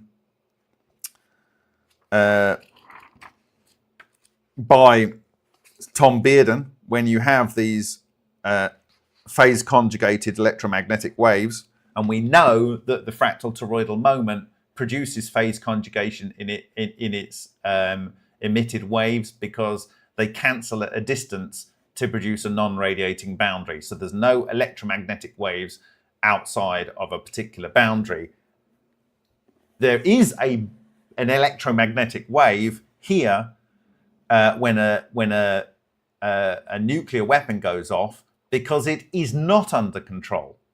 Okay, so you get an electromagnetic pulse, and we also replicated that in the work of Henk Urian, and that was the second video that I shared on the remoteview.icu blog with respect to the Vega reactors. So let me bring that up.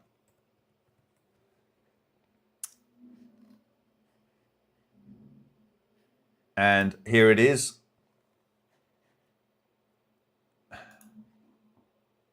And in this video, I asked Henk to get an AM radio between stations, just as John Hutchinson did, and to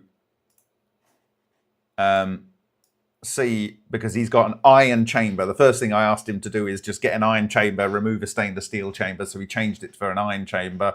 So we have effectively a Faraday cage around this thing. And he ran the test with an AM radio between stations.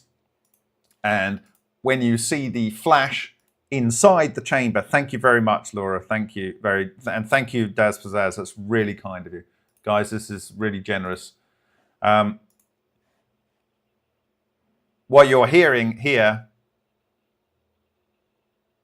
if you can hear it, I don't know whether you can hear it.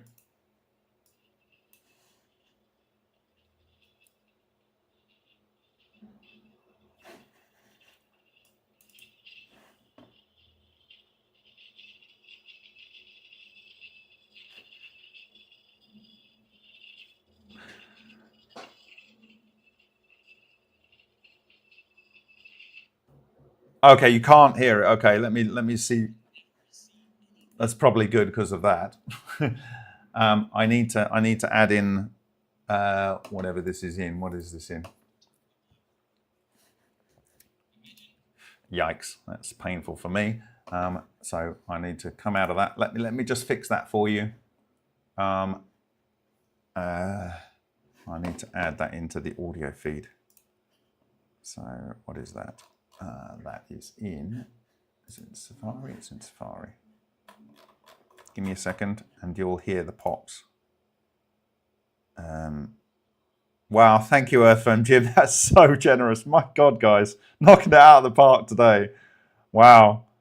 I might even be able to afford an assistant to join me at the conference. Good, thank you. So I'm going to add Safari in, so that should now work. So let me see if that's going to work. Kill the audio there.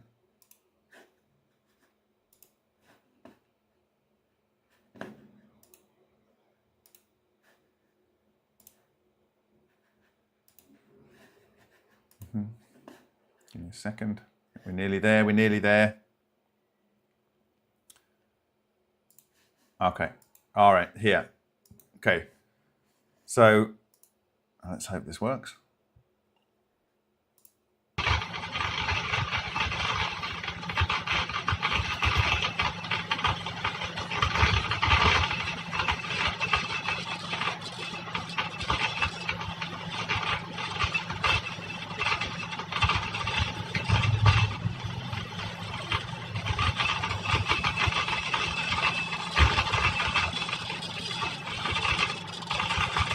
Yeah, so it's tuned between stations, and when you get the explosions, you have this EMP that produces a broad spectrum of radio waves that is observed and heard and caught on the video camera, but it's captured outside this Faraday cage. Sounds like a loose bolt, yeah. Okay, all right, so that's that. So that was the second video that was shared, and it was even shared on the same day, December the 10th, 2020. Okay, electromagnetic pulse generator, EMP generator. So in the case of a nuclear weapon, because it's not under control, it will create EMPs. But I think, for instance, we know in the Binger and Huang cavitation system that it is producing these things, and they are breaking up. So when they break up, you can imagine there might be some EMP from that. But because it's in a copper pipe and the copper pipe's grounded, then you might not hear it. But maybe if you were in something else, you would be able to pick up these electromagnetic pulses. So there we go. So I think that's kind of what I wanted to say tonight. And really thank you for everyone that joined. I will include other videos and all the original references that I gave here today. I don't think there's anything else I really wanted to say. But essentially, Tesla knew that 4 was the way to get this under control for structures. He knew that it was this geometry. He knew, just as his weapons were effectively developed, that it would produce controllable ball lightning that could be moved around with the same electromagnetic waves, that they do produce gravity waves. And like I'm saying, that just like I showed on this device, where if I can find it again, on this one here, this was suggested by Sergei Godin, that the brilliant minds, the best minds in Russia, suggest that this is, like Bitchkov said, that this is a superfluid etheric substance, and that is being fed around in loops, but they have no idea how high this goes up. And I think it's going all the way up. And in fact, if you actually go into Stoyan Sarg's basic structures of matter, and as a gravity researcher, you would expect him to think about these subjects. in the back of the book, he actually shows some observations of gravity waves that were detected using equipment. Let me see if I can find it, which page it's on. And this isn't using the laser interferometry method. I'm not sure what method was used, but you can literally see the banding on the images. I can't find it right now. Can I find it? I'll try and find it. Find it? No, can't find it. Which page it's on? Oh, I think it's near the back. Come on. Anyway, I think they're gravity waves. I think the gravity waves are relic neutrinos or whatever the ether is made of. And because it is doing extraction of energy at these points, as observed by Sergei Godin, in a thing that, in my view, is replicating a fractal toroidal structure. And as we said in other videos, my ICCF 25 presentation, Practical Applications of the Fractal Toroidal Moment, it is what allows for cold electricity here. It is that, and it is this 1979 field resonance propulsion concept here. This is producing a toroidal moment.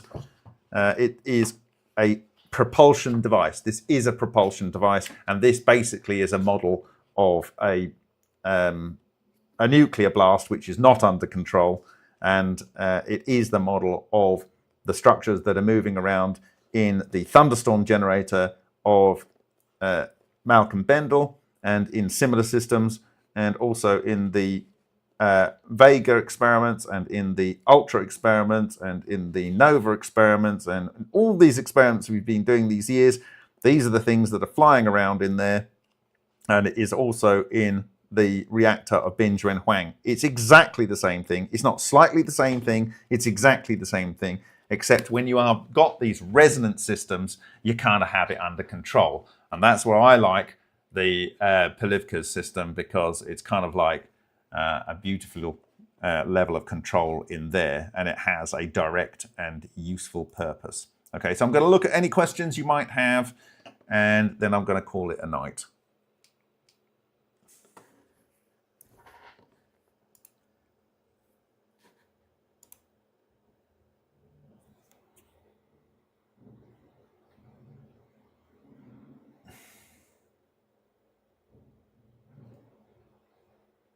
So, Lithnik asks a question. In the explosion, when we start to see the anti-gravity effect start pulling the dust up, is there a bright spot in the disruption zone? Let's have a look. So let's pull up our disruption zone here. That's our disruption zone, and let's wind this one back to...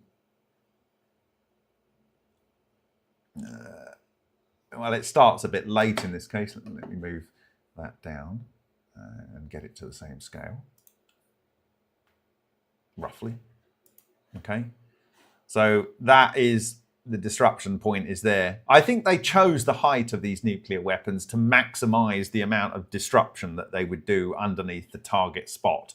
So yes, you get a blast zone around here, but what I think they would have wanted to do is to maximize the destruction here.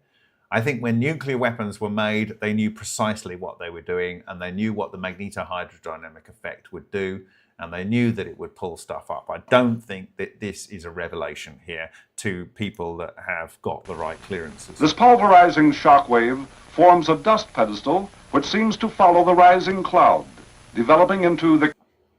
Okay, let's have a look on this one. So we're like more like a bit smaller on this one, aren't we?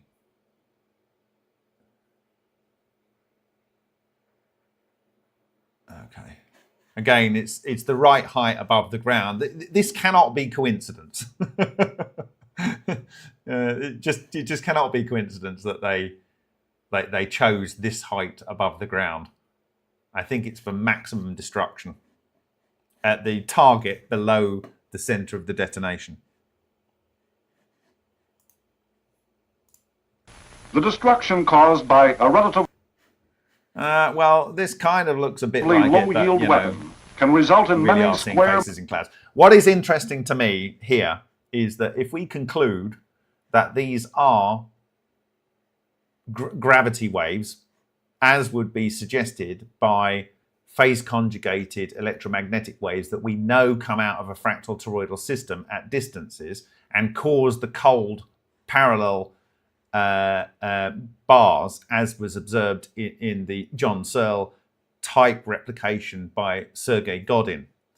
That firstly, they bend around this structure. We don't know what it's doing here, but maybe it's bending around this part. I imagine that these ones are bending around here. These ones are bending around here.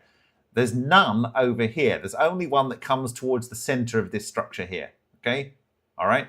So these are effectively, maybe they're coming to here and they just bend around here. But the interesting thing is you can see that maybe this one comes down here and it just stops dead. And this one comes down here and it pulls in. It pulls in. So if the gravity flux is coming down here and it's being caught in standing waves this way, the gravity flux is being pulled down here and it's being pulled in here, then this is literally anti-gravity. This is literally anti-gravity. It's literally there. That is what you need to know here.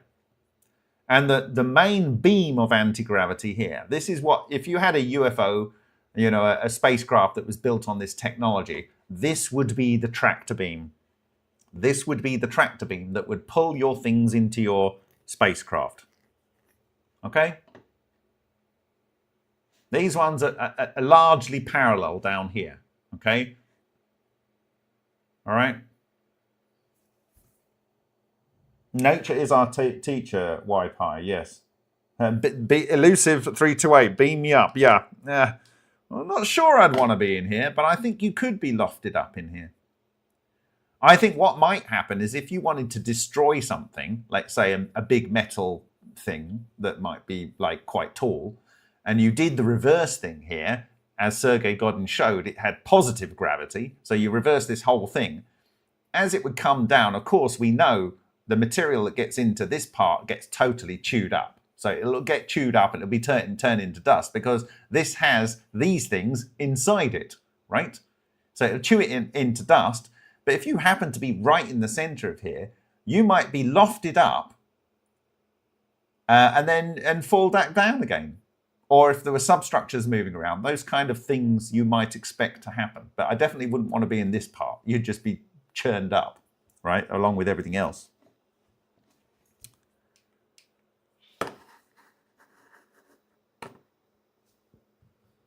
End the lies, come out and say the truth.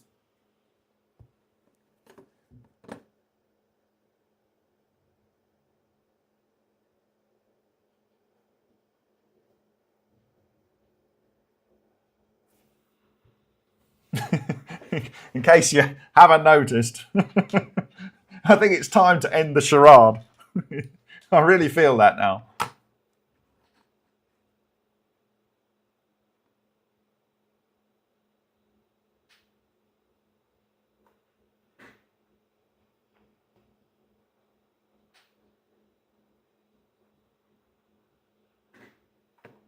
Okay, I'm looking for any questions if anyone's got any questions.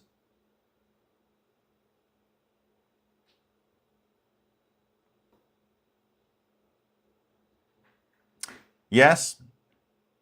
Those that then know that they have great power and choose not to use it, Alex Del Costello, will inherit the earth, right? We didn't steal this. We learnt how it works. And we didn't need any super secret government program, but it does help. It does help that they released this formally classified video, I have to say, because you can literally see it's exactly the same thing. And we know that this is, according to the observations of Sergei Godin, these are effectively compressions in the ether or decompressions in the ether, making it cold. And therefore, they're effectively nodes on a anti-gravity wave or gravity wave.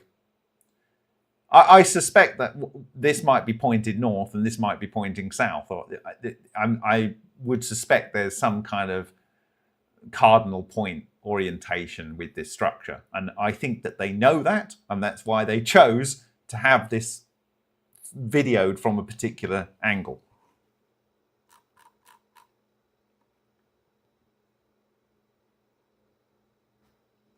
Yeah, I encourage everyone to get 4K downloader and download the whole channel. I know that has been done by many people, but I would encourage anyone to do that. You need about 1 terabyte to download the whole of the YouTube, MFMP's YouTube channel.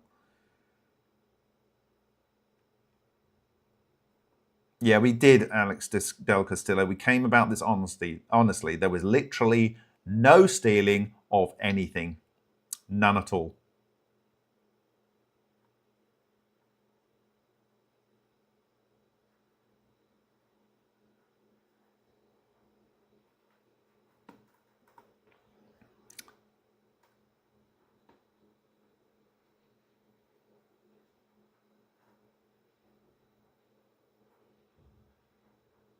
I've been having a debate with S. Farrell about whether Tesla meant ball of fire or lightning. I think he meant ball of fire, and S. Farrell is absolutely determined to say that he chose to accidentally say something in probably his most important patent of his life. He accidentally said ball of fire when he knew how to make balls of fire. He knew what they were, and he could make them. And technology has been built on the understanding that he produced since then. But S. Farrell is absolutely convinced that it was just a misspeaking, and he actually meant lightning.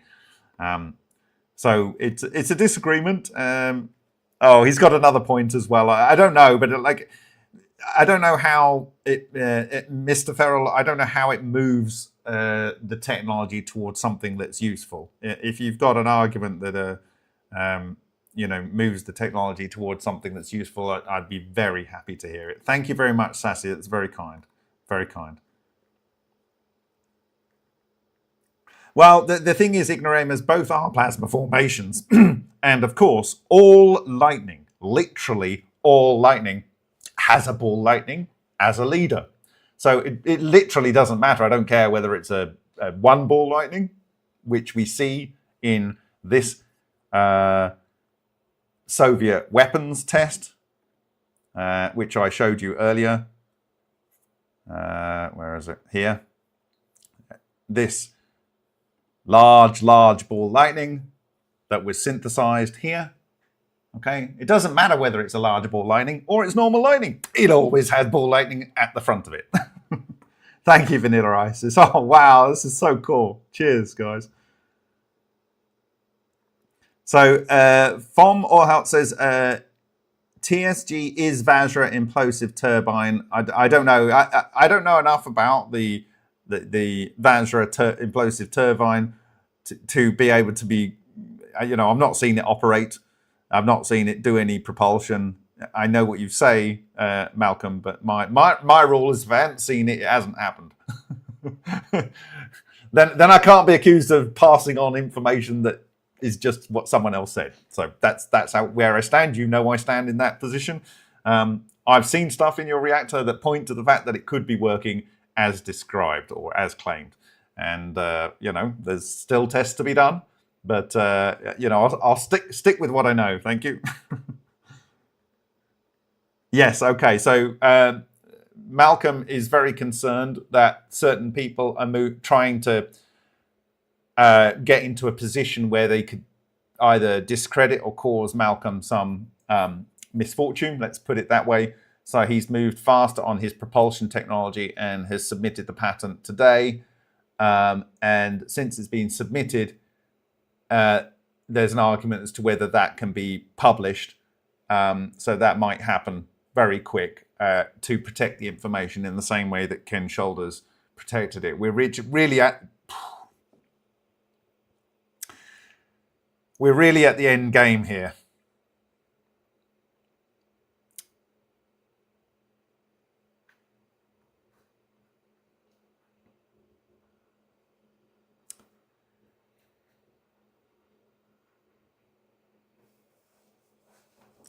FPV Angel says, don't be surprised if they say one already exists. That was the point of the MFMP. When we had our first meeting, we all agreed. Well, I said basically, this is what I would like to see happen. We hopefully will verify someone else doing the process. If we don't, maybe we can find out how to do it. And those that already know how to do it but are keeping it secret will be then forced to reveal it as Johnny Come Latelys try and, pretend that they did it earlier, but they might not have done it earlier. But like, if you don't say it before it's said, then you might as well not have done it. You're just an also-ran. It's like, don't be the third person to put a plane in the sky and say, I invented man-made flight. No, like, you're the third person. Sorry. But I had this flying 5 years ago, or I had this flying 50 years ago. You didn't say it. You didn't do it. Sorry, mate. Right? So the idea was to play on human psychology right from the get-go and, either find someone and prove someone had done it, or try and do it ourselves with the best understanding we could, or if we couldn't do that, look like we were going to do it. But we effectively had done all three, the two more important ones. And so it's forced people into the open. And one was a mental hurdle. Can we get people over the mental hurdle that this is not impossible? All of that massive amounts of programming that had been done over probably tens of years, but at least I would say 120 years of deep, deep programming to ensure that people could not find this out. But once it's found out, it's like there were people in the Russian community that absolutely knew when I presented some stuff in 2018 what I was talking about, right? And it was only when I showed the physical evidence that had never been made public by any person before, and maybe it has never been seen before. But they were forced to reveal the Soviet energetics work that became the Bagel game and the proof thereof, and led to the understanding about the fractal toroidal moment, the phase singularity that it has at the center, the mean square radius, the phase conjugation, the non-radiating boundary, and the fact that it has effectively, it's a topological monopole.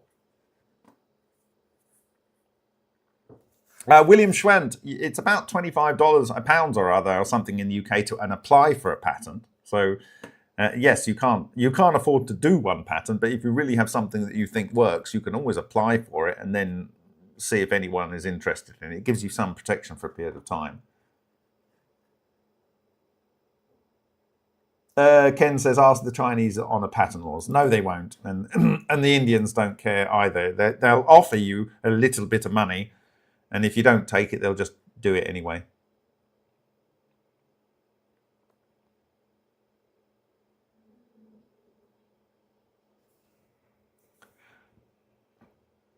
What white dots in the background on the right-hand side? What are we talking about? Don't know what you're talking about.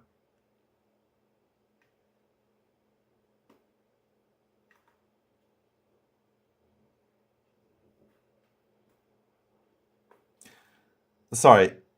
What is the point of showing this video, Farrell? Can you explain yourself there?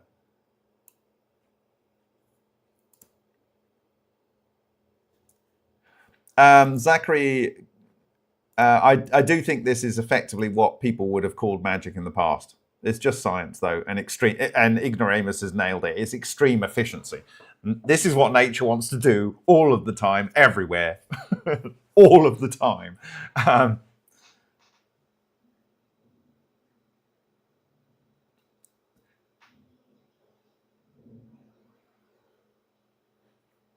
And this is Alex Castillo. This is the point. And I had a long discussion with Malcolm. I said, I think the real problem here is this is the best way to do anything you'd want to do well. I'm paraphrasing Ken Shoulders. It doesn't matter whether it's propulsion, synthesis of matter, machining of matter, energy production, all of the things that are so important to society. This is the best way to do it. And the underlying principle is nature.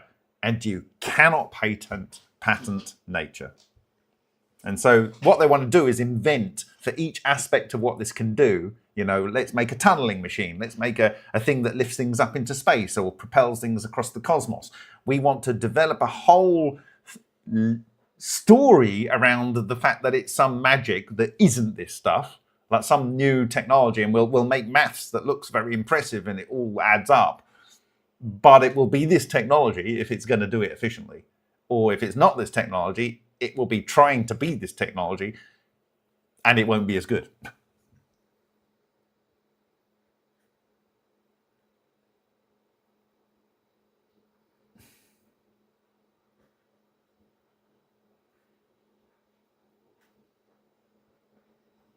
Earthworm Jim, I would, there will be a presentation coming out for the Wintex, and I have some really good ideas, I hope, for accelerating the development of that. I know a lot of work has been done on that with Tony Yaboni, and so things are moving ahead with that. And because we're going to be open about that, then you're going to have an opportunity to not have to reinvent the wheel. That's the aim anyway.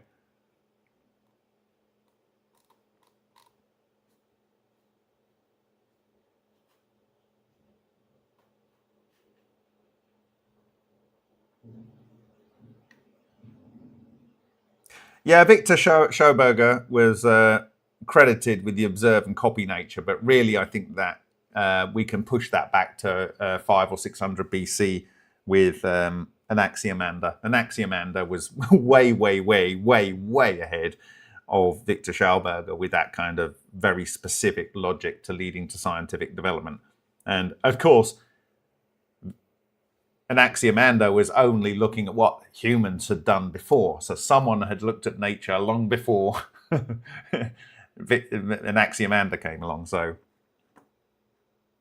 but it's good advice. It's certainly what helped me move from not really getting anywhere in 2015 to understanding stuff.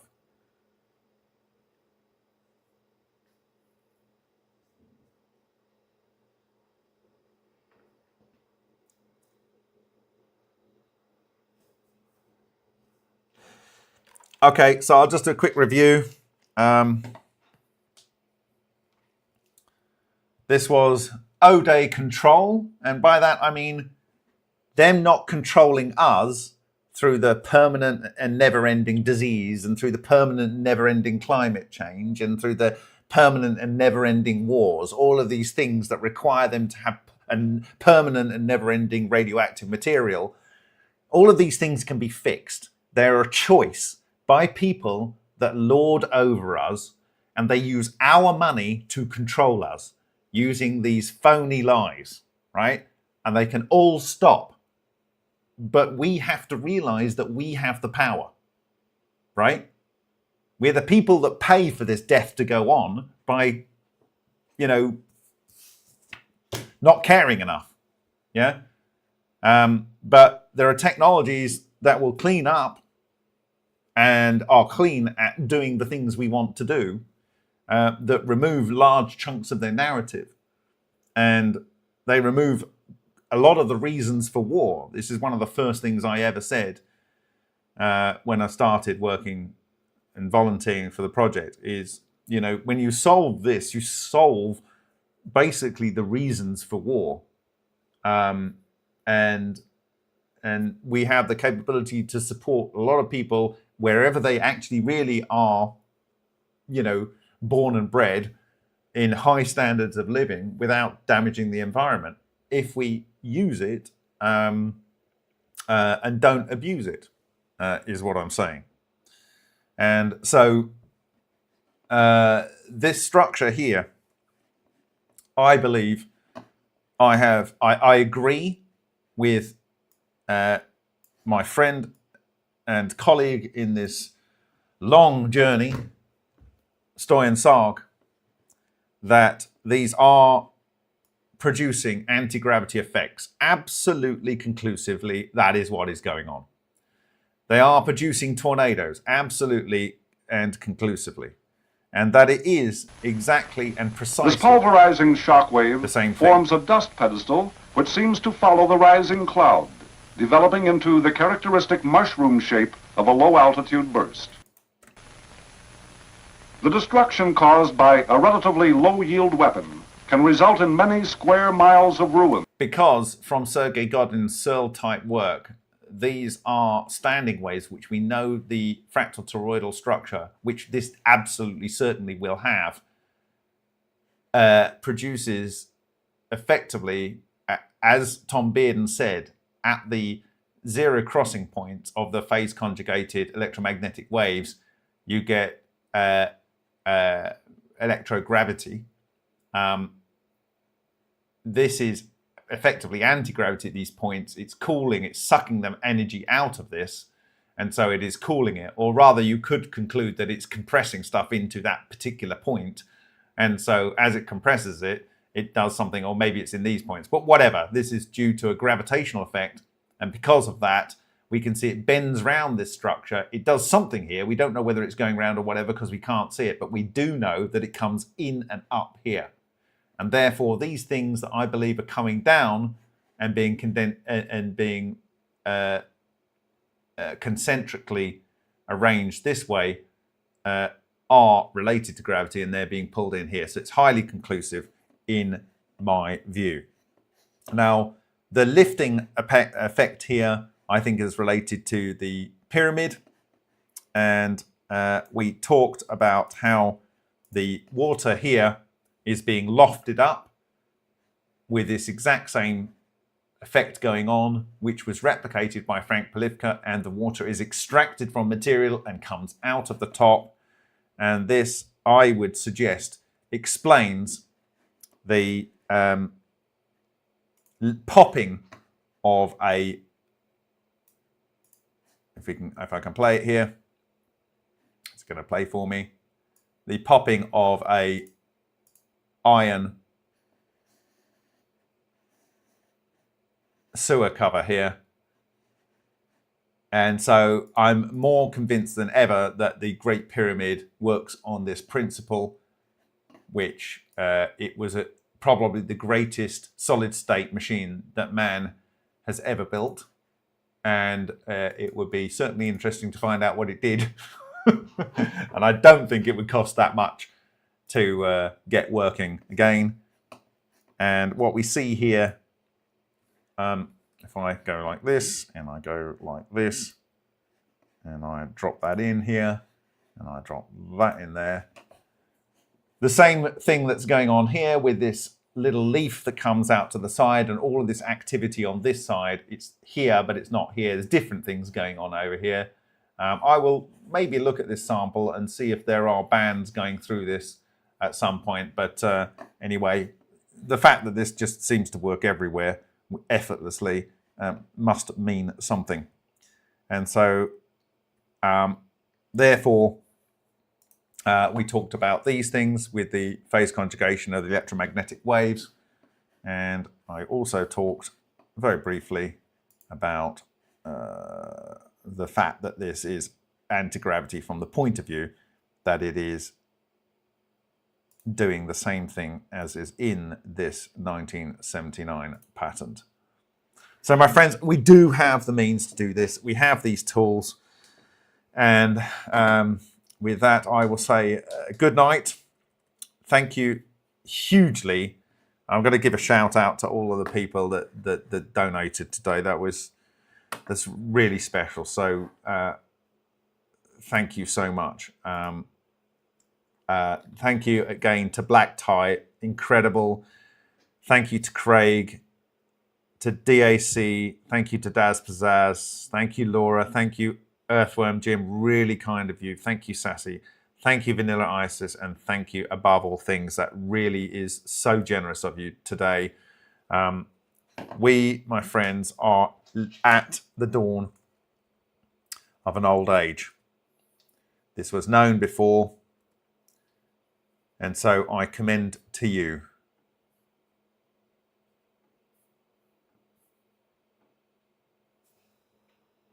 Ode. Control. Buenas noches, dobra night, noc, good night. And lastly, come clean, stop the lies, and stop the killing.